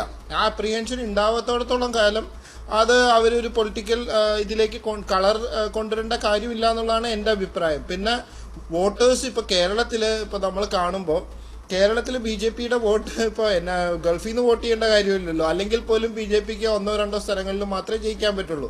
അപ്പോൾ അങ്ങനെയൊക്കെ ഇൻഫ്ലുവൻസ് ചെയ്താൽ പോലും കേരളത്തിൽ ജയിക്കാൻ പറ്റുന്നുള്ളൊരു വിശ്വാസമൊന്നും BJPക്ക് ഉണ്ടെന്ന് എനിക്ക് ഇപ്പോഴും തോന്നണില്ല. ഇന്നലത്തെ റിസൾട്ട് കണ്ടതിന് ശേഷവും ഞാൻ പറയാണ്. അപ്പോൾ അത് പിന്നെ നോക്കുന്നത്, നമ്മൾ നിയമവശാൽ നോക്കുന്നത് ഡിസ്ക്രിമിനേഷൻ ഉണ്ടോ എന്നുള്ളതാണ്. ഡിസ്ക്രിമിനേഷൻ ഉണ്ടോ എന്നുള്ളത് ചലഞ്ച് ചെയ്താൽ പോലും സംഭവിക്കുന്ന ഒരു പ്രശ്നം എന്ന് വെച്ച് കഴിഞ്ഞാൽ അതിനൊരു റാഷണൽ നെക്സസ് ഉണ്ടോ എന്നുള്ളത് കോടതി നോക്കിയാൽ ചിലപ്പോൾ കോടതി ഒരു റാഷണൽ നെക്സസ് കണ്ടെത്താം. അതുകൊണ്ട് ചിലപ്പോൾ സ്ട്രൈക്ക് ഡൗൺ ചെയ്യണമെന്ന് നിർബന്ധം നമുക്ക് പറയാൻ പറ്റില്ല. പക്ഷേ ഇത് സബ്സിക്വൻ്റ്ലി പിന്നീട് വരാൻ വേണ്ടിയിട്ടുള്ള ഒരു സമ്പ്രദായമായിട്ടാണ് ഇതിനെ കാണാൻ സാധ്യത ഞാൻ കാണുന്നുള്ളൂ. അല്ല, സർക്കാർ ഇക്കാര്യത്തിൽ പറയുന്ന ഒരു ന്യായം ജനാധിപത്യക്രമമില്ലാത്ത രാജ്യങ്ങളിലെ ആളുകളെ രണ്ടാമത് പരിഗണിക്കാവുന്നതാണ്. അത് കോടതിയുടെ മുൻപിൽ വന്നാൽ അതൊരു നിയമപ്രശ്നം അതിനകത്തില്ലേ? അതൊരു ന്യായമാണോ? അതൊരു യുക്തിയാണോ? അല്ല, അത് നമുക്ക് യുക്തിയെക്കാട്ടിലും കൂടുതൽ ഇത് ആർട്ടിക്കിൾ 14 കോടതിക്ക് ലോജിക്കിനെക്കാട്ടിലും കൂടുതൽ നോക്കേണ്ടത് റാഷണൽ നെക്സസ് ഉണ്ടോ എന്നുള്ളതാണ്. ഈ ഒരു ക്ലാസിനെ മാത്രം ഡിഫറെന്റ്, അതായത് ഗൾഫ് കൺട്രീസിലുള്ള NRIസിനെ മാത്രം മാറ്റി നിർത്തുമ്പോൾ അതൊരു സെപ്പറേറ്റ് ക്ലാസ് ആയിട്ട് വയ്ക്കുന്നതിൽ എന്തെങ്കിലും പ്രത്യേകിച്ച് ഒരു റാഷണാലിറ്റി ഉണ്ടോ എന്നുള്ളതാണ് നോക്കേണ്ടത്. ഇതേ പ്രോസസ്സ് തന്നെയാണ് വേറെ കൺട്രീസിൽ, ജപ്പാൻ, മറ്റേ അമേരിക്കൻ കൺട്രീസ്, സൗത്ത് ആഫ്രിക്ക, ഈ കൺട്രീസിലെല്ലാം വരുന്നത് ഇതേ പ്രോസസ്സ് തന്നെയാണ്. പ്രോസസ്സ് സെയിം ആണ്. ഹൈക്കമ്മീഷനിൽ പോകണം, അവരവിടുന്ന് പ്രിന്റ് ഔട്ട് എടുക്കും, അത് അറ്റസ്റ്റ് ചെയ്തിട്ട് ഒപ്പിട്ടിട്ട് വരണം. അപ്പോൾ കമ്മീഷനിലാണ് ഈ ഇത് വരേണ്ടത്. ഇതൊരു ഡബിൾ ടാക്സ് എൻട്രി പോലത്തെ ഒരു ഇഷ്യൂ ഒന്നും അല്ല വരേണ്ടത്. അപ്പോൾ അതിൽ ആ കൺട്രീസിനൊരു ഇൻവോൾവ്മെന്റിന്റെ ഇഷ്യൂ ഇല്ല. അത് നമ്മൾ പെർമിഷൻ കിട്ടാത്തതാണെങ്കിൽ ഡിഫറെന്റ് ആണ്. പെർമിഷന് വേണ്ടിയിട്ട് നമ്മൾ സീക്ക് പോലും ചെയ്യുന്നില്ല. സീക്ക് ചെയ്യാതെ തന്നെ അത് അങ്ങനെ സംഭവിക്കും എന്ന് പറയുന്നതിൽ ഒരു റാഷണൽ നെക്സസ് കാണുന്നില്ല. അത് ചിലപ്പോൾ കോടതി ഇന്റർഫിയർ അങ്ങനെ ചെയ്യാം. ഇതെല്ലാം വാട്ട് ഈസ് ദെയർ ലോജിക് എന്നുള്ളത് നമ്മൾ, അല്ലെങ്കിൽ അവരുടെ റാഷണൽ നെക്സസ് എന്തുകൊണ്ടിട്ടാണ് അവർ ചെയ്തത് എന്നുള്ളത് ഇപ്പം നമ്മുടെ സ്പെക്കുലേഷൻ ആണ്. ആ സ്പെക്കുലേഷനിൽ നിന്ന് അത് കോൺക്രീറ്റ് ആയി വന്നാൽ മാത്രമേ നമുക്ക് കറക്റ്റ് ആയിട്ട് അത് പറയാൻ പറ്റുള്ളൂ. ശ്രീ ജയസൂര്യൻ, അങ്ങനെ മലയാളികൾ മഹാഭൂരിപക്ഷം പേർ ഗൾഫിലിരുന്ന് BJPക്ക് എതിരായിട്ട് വോട്ട് ചെയ്യുമെന്ന് കളയുമെന്നൊരു പേടിയുണ്ടോ? ഒരു പേടിയുമില്ല. ഞാൻ ഗൾഫ് രാജ്യങ്ങളിൽ നിരന്തരമായിട്ട് യാത്ര ചെയ്യുന്നയാളാണ്. എനിക്ക് അവിടുത്തെ മലയാളിയുടെ മനസ്സറിയാം. അവിടെ ധാരാളം പേര് BJP അനുകൂലികളുണ്ട്. മാത്രമല്ല, ഇവിടെ ഈ നാടിൽ നിന്ന് ഗൾഫ് നാടുകളിൽ പോയി കുറെ നാളുകൾ കഴിയുമ്പോൾ നമ്മുടെ നാടിനോടും അതുപോലെ തന്നെ BJPയോടും ജനാധിപത്യത്തോടുമൊക്കെ വളരെയേറെ അടുപ്പം മാനസികമായിട്ട് തോന്നുകയും ചെയ്യും. അപ്പോൾ തീർച്ചയായിട്ടും അവിടെ നിന്നുള്ള വോട്ട് ഇങ്ങോട്ട് വരിക എന്ന് പറഞ്ഞാൽ BJPക്ക് വളരെ സന്തോഷമുള്ള കാര്യമാണ്. BJPയുടെ വോട്ട് വർദ്ധിക്കുന്ന കാര്യമാണ്. അപ്പോ അങ്ങനെ ഞങ്ങൾക്ക് കിട്ടാനുള്ള വോട്ട് വേണ്ടാന്ന് വെക്കാൻ ഞങ്ങൾ തയ്യാറാകുമോ? അത് ഒരിക്കലും ഇല്ല. അതുകൊണ്ട് ഇപ്പൊ തെരഞ്ഞെടുപ്പ് അടുത്ത് വരികയാണ്. ചിലപ്പോ പിണറായി വിജയൻ ഈ മാസം തന്നെ മന്ത്രിസഭ പിരിച്ചുവിട്ട് ഉടനെ തെരഞ്ഞെടുപ്പ് വരും എന്നുള്ളതാണ് ഞങ്ങളൊക്കെ കരുതുന്നത്. അങ്ങനെ വരികയാണെങ്കിൽ വളരെ പെട്ടെന്ന് ഈ നിയമവും നമുക്ക് അനുകൂലമായിട്ട് വന്നാൽ കൂടുതൽ വോട്ട് ഗൾഫിൽ നിന്ന് കിട്ടുമല്ലോ. നോട്ട് മാത്രമല്ല, ഗൾഫിൽ നിന്ന് വോട്ടും കൂടെ കിട്ടുമല്ലോ എന്നൊരു സന്തോഷത്തിലാണ് BJP ഇരിക്കുന്നത്. ശരി, ശ്രീ ഷാഫി ചാലിയൻ, അത് കേൾക്കൂ. BJPക്ക് വളരെ കോൺഫിഡൻസ് ആണ്, വോട്ട് വരാനാണ് അവർ ശ്രമിക്കുന്നതെന്നാണ്. BJPക്ക് പ്രവാസികളുടെ കാര്യത്തിൽ BJPയുടെ താല്പര്യം എന്താണെന്നുള്ളത് ഈ കോവിഡ് കാലത്ത് വളരെ നമുക്ക് ബോധ്യപ്പെട്ടതാണ് അല്ലേ? ഇവിടുത്തെ കേരള സർക്കാരും കേന്ദ്രത്തിലെ BJP സർക്കാരും ഈ കൽത്തപ്പം ചുടുന്നത് പോലെ താഴെ നിന്നും മുകളിൽ നിന്നും പ്രവാസിനെ വരിഞ്ഞു മുറുക്കിയ ഒരു രംഗം നമ്മൾ ഈ കോവിഡ് കാലത്ത് കണ്ടതാണ് അല്ലേ? ഭ്രാന്ത നായ്ക്കളെ ഓടിക്കുന്നത് പോലെയാണ് പ്രവാസികളെ ഇവന്മാർ ഓടിച്ചത്. എന്തെല്ലാം കർശനം നിറഞ്ഞ നിയമങ്ങൾ കൊണ്ടുവന്നു. ഇപ്പൊ നോക്ക് നിങ്ങൾ, ഗൾഫ് രാജ്യങ്ങളിൽ നിന്നൊക്കെ കോവിഡ് പോയി. ഇപ്പൊ ഇന്ത്യയെ കോവിഡ് വരിഞ്ഞു മുറുക്കുക. അവരെ ശാപാണിത്. മാത്രമല്ല, ഈ ഡിസ്ക്രിമിനേഷൻ ഇന്ന് തുടങ്ങിയതാണോ? എത്ര കാലങ്ങളായി പ്രവാസികൾ പേറുന്നു?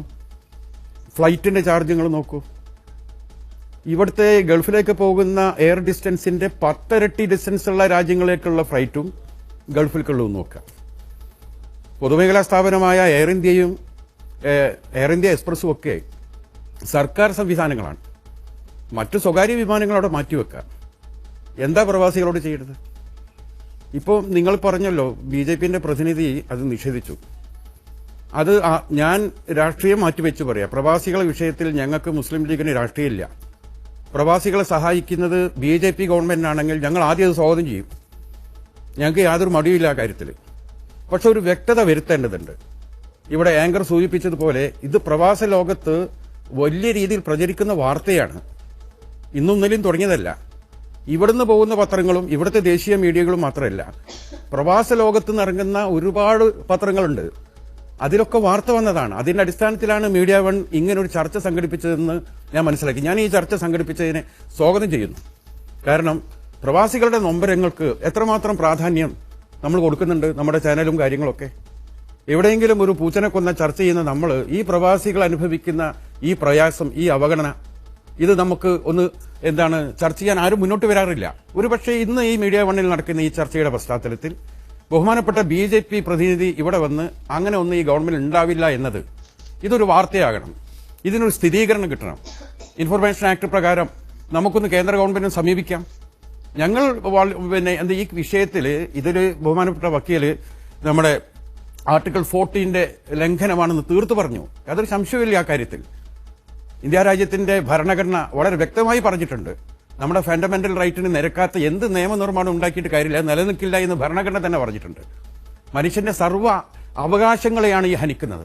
ഈ BJP ഗവൺമെന്റ് കൊണ്ടുവരുന്ന എല്ലാ നിയമങ്ങളും ഒളിവിലും മറവിലുമാണ്. പെട്ടെന്ന് ഒരു പെട്ടിയും പിടിച്ചിട്ട് പാർലമെന്റിലേക്കാണ്ട് വരികയാണ്. 10 മിനിറ്റ് കൊണ്ട് ഒരു ബില്ലുണ്ട് അവതരിപ്പിക്കുന്നു, കൈയടിക്കുന്നു, നിയമം ഉണ്ടാക്കുന്നു. സുപ്രധാനമായ പല നിയമങ്ങളും ഇവിടെ പാസാക്കപ്പെട്ട രീതി നമ്മൾ കണ്ടല്ലോ. ഈ രാജ്യത്തിന് മഹത്തായ ഒരു കീഴ്വഴക്കമുണ്ട്. അതൊക്കെ ഇവിടെ പാലിക്കപ്പെട്ടിട്ടുണ്ടോ? BJP വന്നതോടുകൂടി ഇവിടുത്തെ ജനാധിപത്യം അട്ടിമറിക്കപ്പെട്ടു. കോടതികളെ ഭയപ്പെടുത്തി നിർത്തി. ഇപ്പൊ ഒരു ചെറിയൊരു ഉദാഹരണം പറയാം. നമ്മളെ ഈ NRC ഇഷ്യൂ, അതിനെ പുറത്ത് സർക്കാരിനോട് സുപ്രീം കോടതി വിശദീകരണം തേടി. 4 മാസം ഞങ്ങൾക്ക് സമയം വേണമെന്ന് കേന്ദ്ര സർക്കാർ പറഞ്ഞു. സുപ്രീം കോടതി പറഞ്ഞു പറ്റില്ല, 3 മാസത്തിനുള്ളിൽ വിശദീകരണം നൽകണം എന്ന് പറഞ്ഞു.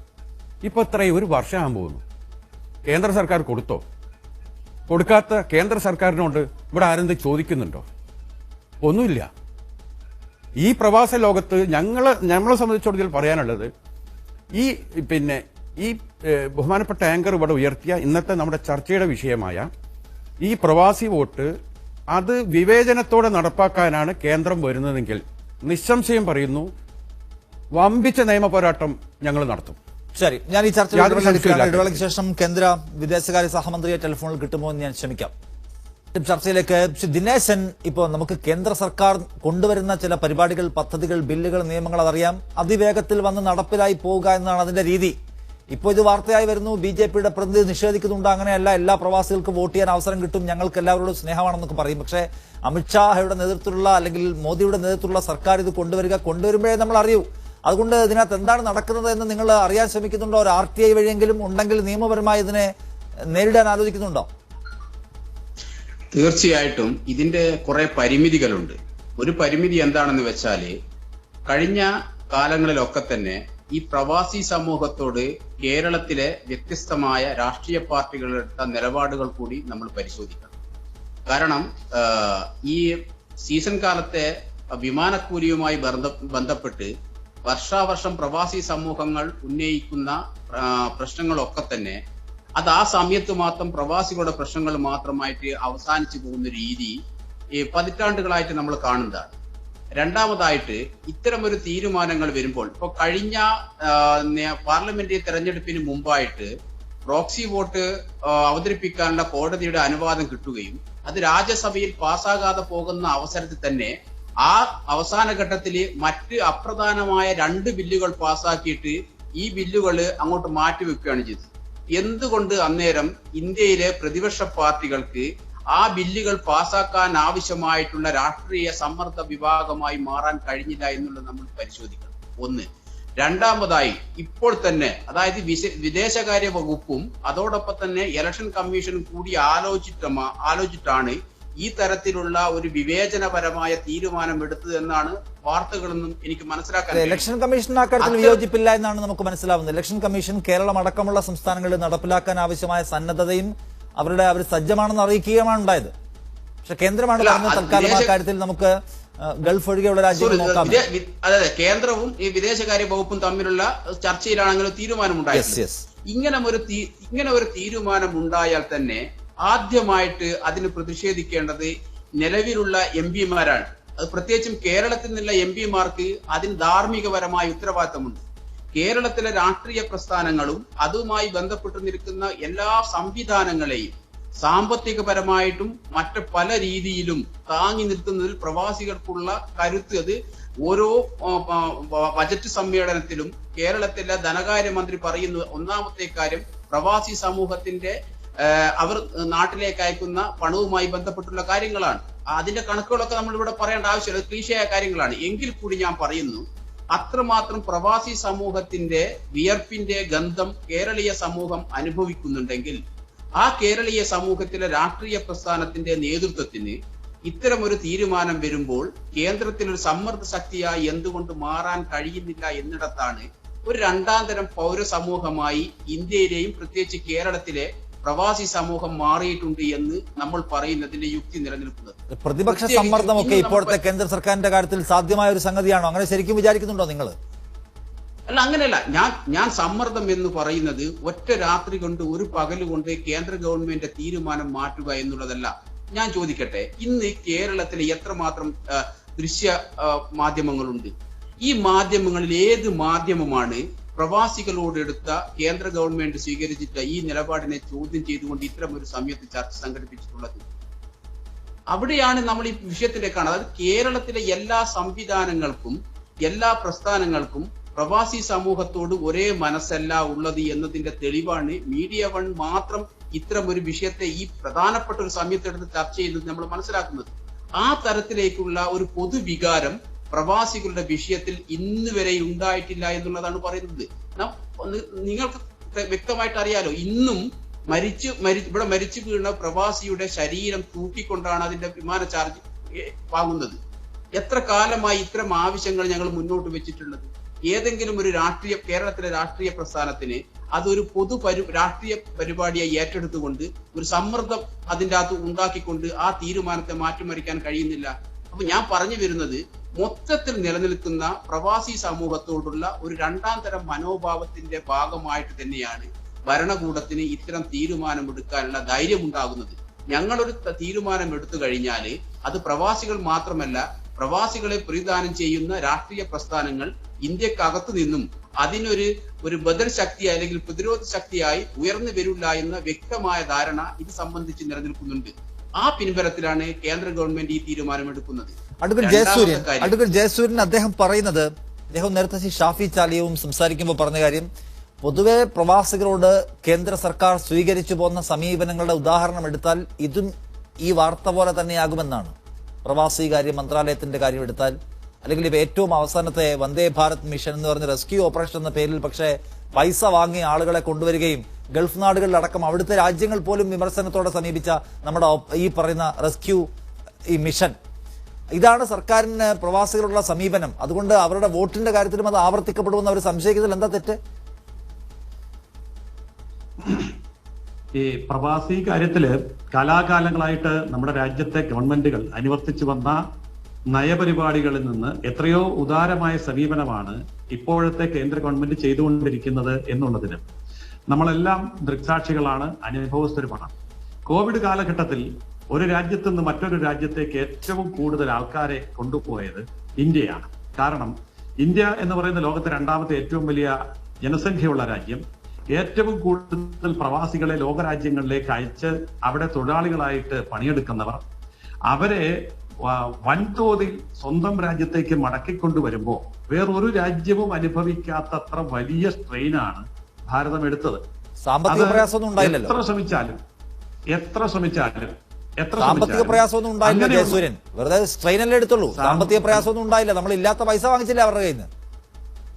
അല്ലെന്ന് സാമ്പത്തികത്തെ കുറിച്ചല്ല ഞാൻ പറഞ്ഞത്. എത്ര സാമ്പത്തികം കൊടുക്കാന്ന് പറഞ്ഞാലും ഒരു ലക്ഷക്കണക്കിന് ആൾക്കാരെ ഒരു രാജ്യത്തേക്ക് പല രാജ്യങ്ങളിൽ നിന്ന് കൊണ്ടുവരുമ്പോ ലക്ഷക്കണക്കിനാന്ന് ഓർക്കണം, കോടിക്കണക്കിനുണ്ട്. എന്നാലും ഞാൻ കുറച്ച് പറയാം, ലക്ഷക്കണക്കിന് ആൾക്കാരെ കൊണ്ടുവരണമെങ്കിൽ എത്ര ഫ്ലൈറ്റുകൾ വേണോ, എത്ര രീതിയിൽ പല രാജ്യങ്ങളുമായി ബന്ധപ്പെട്ട് ഓപ്പറേറ്റ് ചെയ്യണം.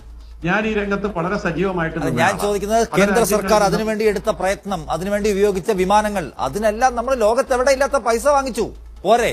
സർക്കാരിന് 10 നയ അല്ല, പൈസയേക്കാൾ ഉപരി സർക്കാരിന് 5 രൂപയുടെ ചെലവില്ല ആ മിഷൻ നടത്തിയതിൽ. എന്താ ചെലവ്?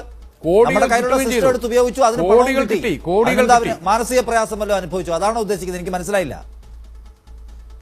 അതല്ല മാനസിക പ്രയാസത്തിന്റെ കാര്യം ഞാൻ പറയാം. കാരണം സ്വന്തം ജനതയെ, ആപത്തിൽപ്പെട്ട് കിടക്കുന്ന സ്വന്തം ജനതയെ മറ്റൊരു രാജ്യത്ത് നിന്ന് ഫ്ലൈറ്റിൽ കൂടി തന്നെ ഇവിടെ കൊണ്ടുവരേണ്ടി വരുമ്പോൾ അതിനുള്ള ഇൻഫ്രാസ്ട്രക്ചർ, അതിന് മാത്രം ഫ്ലൈറ്റ് വേണം, അതിന് മാത്രം എയർപോർട്ട് വേണം, അതിന് മാത്രം സംവിധാനങ്ങൾ വേണം. ഇവിടെ വന്നിറങ്ങി കഴിഞ്ഞാൽ അതിന്റെ ബാക്കി നോക്കണം. ഉള്ള എയർപോർട്ട് അല്ല ജയസൂര്യൻ, അങ്ങനെ പറയല്ലേ. ഉള്ള എയർപോർട്ടും ഉള്ള ഫ്ലൈറ്റും ഉപയോഗിച്ചിട്ടുള്ളൂ, വേറെ എവിടെ നിന്നും ഫ്ലൈറ്റ് ഒന്നും കൊണ്ടുവന്നില്ല. ദരിദ്ര രാജ്യമായ ബംഗ്ലാദേശ് പോലും അവരെ പൗരന്മാരെ മുഴുവൻ കൊണ്ടുപോയിട്ടും ഇന്ത്യന്റെ ഒരു വിമാനം അങ്ങോട്ട് വന്നില്ല. അത് പറയുന്നത് നിങ്ങൾക്ക് ഏതെല്ലാം മറുപടി ഉണ്ടാക്കിയതിനു ശേഷമാണ് വിമാനം അയച്ചത്. പൈസ ഇതുപോലെ വാങ്ങിച്ചത് പറയണേ. അല്ല, ബംഗ്ലാദേശിന്റെ ജനസംഖ്യ ഇന്ത്യയുടെ ജനസംഖ്യയും തമ്മിലുള്ള വ്യത്യാസം അറിഞ്ഞുകൂടാത്തതുകൊണ്ടാണ് അങ്ങനെ സംസാരിക്കുന്നത്. അപ്പോ ഇന്ത്യയിലെ ഒരു സംസ്ഥാനത്തിന്റെ പ്രവാസ ലോകത്ത് ഇന്ത്യക്കാരും ബംഗ്ലാദേശികളൊക്കെ എത്ര എണ്ണം എന്നുള്ളത് ആ ഒരു പ്രവാസിയോട് ചോദിച്ചാൽ അറിയാം. അല്ല, പ്രവാസി ലോകത്ത് പോകുന്നയാളാണ് ഞാൻ ഈ വിഷയത്തെ കുറിച്ച് അറിയുന്ന ഞാനും സുഹൃത്തെ പോകാറുണ്ട്. ഞാൻ ഈ കോവിഡ് കാലഘട്ടം ഇവിടെ ഇരിക്കണത്. ഞാനൊരു കൊല്ലത്തിൽ 3 മാസം പ്രവാസം തന്നെയാണ്. ഇ കെ ദിനേശൻ അദ്ദേഹം ഈ കേന്ദ്ര സർക്കാർ നിങ്ങൾക്ക് വേണ്ടി കോവിഡ് കാലത്തെടുത്ത പ്രയാസത്തെ കുറിച്ചാണ് പറയുന്നത്. അല്ല, ഞാൻ ചോദിക്കട്ടെ, ഒരു ഭരണകൂടത്തിന്റെ പ്രാഥമികമായ ഉത്തരവാദിത്തം എന്താണ്? ആ രാജ്യത്തുള്ള പൗരന്മാർ ലോകത്തിൽ എവിടെ നിന്നാലും എവിടെ ജീവിച്ചാലും ആ ജീവിക്കുന്ന രാജ്യത്ത് അവർ ഏതെങ്കിലും തരത്തിലുള്ള ബുദ്ധിമുട്ടുകൾ, അതായത് അവരാൽ ഉണ്ടാവാത്ത ചില ബുദ്ധിമുട്ടുകൾ ഈ പറയുന്ന ക്രൈസിസ് സമയത്ത് ഉണ്ടാകുന്നുണ്ടെങ്കിൽ അവരെ കൃത്യമായി സ്വന്തം രാജ്യത്തേക്ക് കൊണ്ടുവരിക എന്നുള്ളത് ലോകത്തിലെ ജനാധിപത്യം നിലനിൽക്കുന്ന രാജ്യത്തിന്റെ ധാർമ്മിക അതിന് ഉത്തരവാദിത്തമാണ്. അതിനെ നമ്മൾ ഇത്രമാത്രം അതിശയപ്പെടേണ്ട. പിന്നെ മറ്റൊരു കാര്യം കൂടി പറയാം. കേന്ദ്ര ഗവൺമെന്റ് അന്ന് വിമാനം അയച്ചു, നമ്മൾ പൈസ കൊടുത്ത് സ്വന്തം കീശയിൽ നിന്ന് ഇവിടെ പട്ടിണി കിടന്ന് തൊഴിലില്ലാതെ പട്ടിണി കിടക്കുന്ന ആൾക്കാർ അവരുടെ സുഹൃത്തുക്കളിൽ നിന്ന് സംഘടനയിൽ നിന്ന് പൈസ പിരിപ്പിച്ച് പലരുടെയും ടിക്കറ്റ് കൊടുത്ത് നാട്ടിലെത്തുമ്പോൾ ആ പൈസ കുറച്ചു തരണമെന്ന് അലമുറയിട്ടിട്ട് ഒരു ദർഹം പോലും കുറച്ചു തരാത്ത, ഒരു രൂപ പോലും കുറച്ചു തരാത്ത ഒരു സമയം ഉണ്ടായിട്ടുണ്ടെന്ന് നമ്മൾ മറക്കരുത്. രണ്ടാമത്തെ കാര്യം, നമ്മളെക്കാളും ദാരിദ്ര്യ രാഷ്ട്രമാണെന്ന് പറയുന്ന ബംഗ്ലാദേശിലും ഫിലിപ്പീനുകളിലും അവിടെ എത്തിയ ഓരോ പൗരന്മാർക്കും ഗവൺമെന്റ് തന്നെ വേണ്ട ചികിത്സയും മറ്റുള്ള കാര്യങ്ങളും ആ സമയത്ത് സൗജന്യ ടിക്കറ്റും കൊടുത്തത് വാർത്തയാണ്. നമ്മളെന്താണ് ചെയ്തത്? നിങ്ങൾ പിന്നെ എന്ത് പ്രയാസം ഈ കേന്ദ്ര സർക്കാർ അനുഭവിച്ചു എന്നാണ് സി ജയസൂര്യൻ പറയുന്നത്? ഒരു പ്രയാസം ഉണ്ടായിട്ടില്ലെന്നാണ് അവർ പറയുന്നത്. നിങ്ങൾക്ക് അല്ല, അതിനൊരു സംവിധാനം, ഒരു രാജ്യത്ത് വിദേശകാര്യ വകുപ്പ് ഉണ്ടെങ്കിൽ ആ വിദേശകാര്യ വകുപ്പിന്റെ പ്രഥമമായിട്ടുള്ള ഉത്തരവാദിത്വം പുറം രാജ്യത്ത് നിൽക്കുന്ന ഒരു പ്രയാസം സർക്കാർ അനുഭവിച്ചു, വേറെ എവിടെയും ഇല്ലാത്ത പ്രയാസം. എന്ത് പ്രയാസം? അത് അനുഭവിച്ചിട്ടുണ്ട്. ഇറാൻ യുദ്ധകാലത്ത് ദിനേശൻ ഞാൻ വരാം. എന്റെ ചോദ്യം സി ജയസൂര്യനോടാണ്. അതായത് ലോകത്തെ എല്ലാ രാജ്യങ്ങളും ഇത്തരം ക്രൈസിസിന്റെ കാലഘട്ടങ്ങളിൽ എടുക്കേണ്ടതായ നടപടികൾ എടുക്കുന്നുണ്ട്. അതുപോലെ തന്നെ നമ്മുടെ രാജ്യവും അത് വളരെ ഭംഗിയായിട്ട് അന്ന് നിർവഹിച്ചു. ആ നിർവഹണത്തിന്റെ കാര്യത്തിൽ എടുത്ത റിസ്ക് ചെറുതല്ല എന്ന് നമുക്കറിയാം. വളരെ പെട്ടെന്ന് മണിക്കൂറുകൾക്കുള്ളിലാണ്, ദിവസങ്ങൾക്കല്ല, മണിക്കൂറുകൾക്കുള്ളിൽ തന്നെ ലക്ഷക്കണക്കിന് ആൾക്കാരെ ലോക ചരിത്രത്തിൽ ഒരിക്കലും ഉണ്ടായിട്ടില്ലാത്ത തരത്തിലുള്ള ഒരു വലിയ എയർലിഫ്റ്റ് നടത്തുക എന്ന് പറഞ്ഞാൽ ആർക്കും ഒരു മുൻപരിചയവുമില്ല. മാത്രമല്ല, ഞാൻ ഒന്നുകൂടെ പറയുന്നു, നമ്മൾ താരതമ്യം ചെയ്യുന്ന രാജ്യങ്ങളൊക്കെ ഇന്ത്യയിലെ ഏതെങ്കിലും ഒരു സംസ്ഥാനത്തിന്റെ വലിപ്പമുള്ള രാജ്യങ്ങളാണ്. പക്ഷെ ഇന്ത്യയിലെ പോലെ കോടാനുകോടി ജനങ്ങൾ വിദേശത്ത് പോയി പണിയെടുക്കുന്ന മറ്റു രാജ്യങ്ങളില്ല. കാരണം ആ പറഞ്ഞ രാജ്യങ്ങളിൽ ഇതുപോലെ കോടാനുകോടി ജനസംഖ്യയും ഇല്ല. അപ്പോൾ ആ പശ്ചാത്തലത്തിൽ ഭാരതത്തിന്റെ ഗവൺമെന്റ് അന്ന് സ്വീകരിച്ചതായ നടപടികൾ വളരെ ഐതിഹാസികമായിട്ടുള്ള നടപടിയാണ്. പക്ഷെ റെസ്ക്യൂ ഓപ്പറേഷന് പൈസ വാങ്ങിച്ചത് നമ്മളല്ലേ കാണൂ ജയസൂര്യൻ? ജയസൂര്യൻ ഒരു റെസ്ക്യൂ ഓപ്പറേഷന് പൈസ വാങ്ങിച്ചതും നമ്മളല്ലേ കാണുള്ളൂ? റെസ്ക്യൂ ഓപ്പറേഷന്റെ ചിലവുകളിൽ സാമ്പത്തികമുള്ളവർ സാമ്പത്തികം കൊടുത്തു വന്നു, സാമ്പത്തികമില്ലാത്തവരെ അല്ലാതെ കൊണ്ടുവന്നു. ഇതൊക്കെ നമ്മൾ ആര് കൊണ്ടുവന്നു? സാമ്പത്തികം ഇല്ലാതെ കേന്ദ്ര സർക്കാർ കൊണ്ടുവന്നു. ഒരു കേസ് പറ. പറയാം. അതായത് കേന്ദ്ര സർക്കാർ കഴിഞ്ഞ ജയസൂര്യന്റെ ഉത്തരം പറയേണ്ടത് ജയസൂര്യന്റെ ഉത്തരം പറയേണ്ടത് സാമ്പത്തിക കൊണ്ടുവന്നു എന്നുള്ള ഉദാഹരണം പറഞ്ഞാൽ നമുക്ക് സൗജന്യമായി കൊണ്ടുവന്ന ഒരാള് ഒരു ടിക്കറ്റ് പറയൂ നിങ്ങള്. ഈ രാജ്യത്തേക്ക് എത്രയോ ലക്ഷം ആൾക്കാരെ കൊണ്ടുവരുമ്പോൾ ഞാൻ പറഞ്ഞത് സൗജന്യമായിട്ട് ചെയ്തിരുന്നു. ഒരു സെക്കൻഡ് രഞ്ജിത്ത് മാരാർ താങ്കളുടെ ഒരു ടേക്ക് എന്നാണ് അതിനകത്ത്. അല്ല, സൗജന്യം അതൊന്ന് വ്യക്താക്കൂ. സൗജന്യമായി കൊണ്ടുവന്നു എന്ന് ഇദ്ദേഹം പറഞ്ഞു. ഒരാളെ കൊണ്ടുവന്ന കഥ പറ. ഒരു BJP-കാരനെ കൊണ്ടുവന്ന കഥ പറ. ശരി രഞ്ജിത്ത്.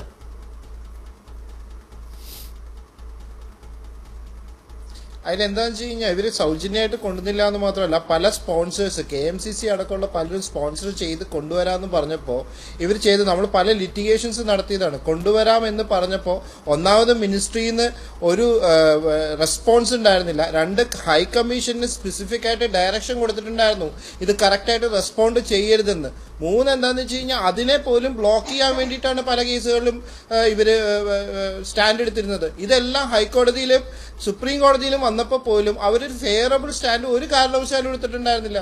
എന്നിട്ടാണ് വന്നിട്ട് ഈ വങ്കത്തരം പറയണത്. അത് കഷ്ടമാണ് സത്യത്തില്. ഇങ്ങനെ നുണ പറയണതിനൊക്കെ ഒരു ലിമിറ്റില്ലേ? ജയസൂര്യൻ ഒരു കാര്യം ഞാൻ പറഞ്ഞത് ദിനേശൻ താങ്കൾ പെട്ടെന്ന് ആടിയതോളൂ. പെട്ടെന്ന് അതായത് നമ്മുടെ എമിഗ്രേഷൻ വഴി വലിയൊരു കോടിക്കണക്കിന് രൂപ ഇന്ത്യ ഗവൺമെന്റിന്റെ കെട്ടിക്കിടക്കുന്നുണ്ട്. അതിൻ്റെ അകത്ത് ഈ കോവിഡ് കാലത്ത് ഏറ്റവും പാവപ്പെട്ട അല്ലെങ്കിൽ അർഹതപ്പെട്ട ആൾക്കാർക്ക് ടിക്കറ്റ് എടുത്തു കൊടുക്കണമെന്ന് പറഞ്ഞ് മലയാളികൾ തന്നെയാണ് കേസ് നടത്തിയത്. ആ കേസ് വിജയിച്ചു. ആ കേസ് വിജയത്തിന്റെ അടിസ്ഥാനത്തിൽ എനിക്ക് തോന്നുന്നു ദുബായിൽ നിന്ന് മാത്രമാണ് 2 പേർക്ക് കൗൺസിലേറ്റ് സൗജന്യമായി ടിക്കറ്റ് കൊടുത്തത്. അതുമായി ബന്ധപ്പെട്ട് പിന്നെ നടന്ന ഒരുപാട് ശ്രമങ്ങൾ പലതും പാതി വഴിയിൽ അവസാനിപ്പിക്കാൻ ടിക്കറ്റ് ആവശ്യമായ ആൾക്കാർ തന്നെ തയ്യാറായി. കാരണം അത്രമാത്രം നൂലാമാലകൾ അതുമായി ബന്ധപ്പെട്ട് നടന്നിട്ടുണ്ട്. ഇത് മാത്രമാണ് സർക്കാരിന്റെ ഭാഗത്തുനിന്ന് എനിക്കൊന്നൊരു ടിക്കറ്റ് എന്ന് മറുപടി കേട്ടല്ലോ. സാങ്കേതികമായിട്ടുള്ള പ്രശ്നങ്ങൾ എത്രയോ പേരെ കൊണ്ടുവരേണ്ടി വന്നപ്പോ സൗകര്യങ്ങൾ അവസാനമായപ്പോ പലരും ബുക്ക് ചെയ്ത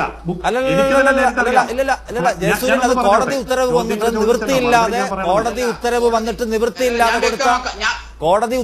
നിവൃത്തിയില്ലാതെ കൊടുത്ത ടിക്കറ്റിനെ കുറിച്ചാണ്. സർക്കാർ ഇനീഷ്യേറ്റീവിൽ പൈസ കൊടുക്കാതെ കൊണ്ടുവന്നവരുണ്ടോ?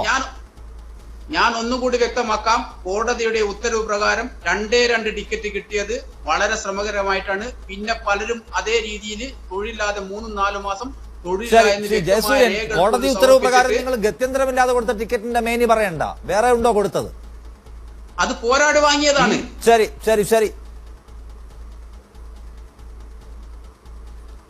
അല്ല, പോരാടി വാങ്ങിയതുമുണ്ട്, അല്ലാതെ വാങ്ങിയതുമുണ്ട്. എന്ത് തന്നെയാണേലും ഞാൻ എന്റെ അനുഭവമാണ് പറയുന്നത്.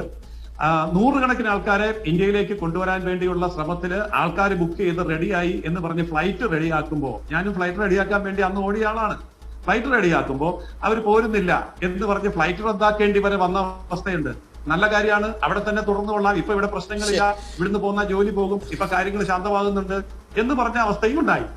അപ്പോൾ ഇത്തരം അവസ്ഥകളിലേക്ക് നമ്മളുടെ രാജ്യത്തെ താരതമ്യം ചെയ്യുമ്പോൾ മറ്റേതെങ്കിലും ചെറിയ രാജ്യങ്ങളെ താരതമ്യം ചെയ്തുകൊണ്ട് സ്വന്തം രാജ്യത്തിന്റെ ഗവൺമെന്റ് എടുത്ത എഫേർട്ടുകളെ നിസ്സാരവൽക്കരിക്കാനോ സർക്കാർ പൈസ മുടക്കാതെ എന്തെങ്കിലും സഹായം ഈ പറയുന്ന പ്രതിസന്ധി കാലത്ത് ചെയ്തിട്ടുണ്ടോ എന്ന ചോദ്യത്തിന് താങ്കൾ ഇങ്ങനെയാണ് ഉത്തരം പറയുന്നതെങ്കിൽ നമുക്ക് ആ വിഷയം മുന്നോട്ട് കൊണ്ടുപോകാൻ കഴിയില്ല. അത് മാത്രവുമല്ല, ഈ കാര്യത്തിലുള്ള മാധ്യമ വാർത്തകളെ മുഴുവൻ നിരാകരിക്കുകയും സർക്കാർ സമ്പൂർണ്ണമായ സഹായം പ്രവാസികൾക്ക് ചെയ്യുമെന്ന് താങ്കൾ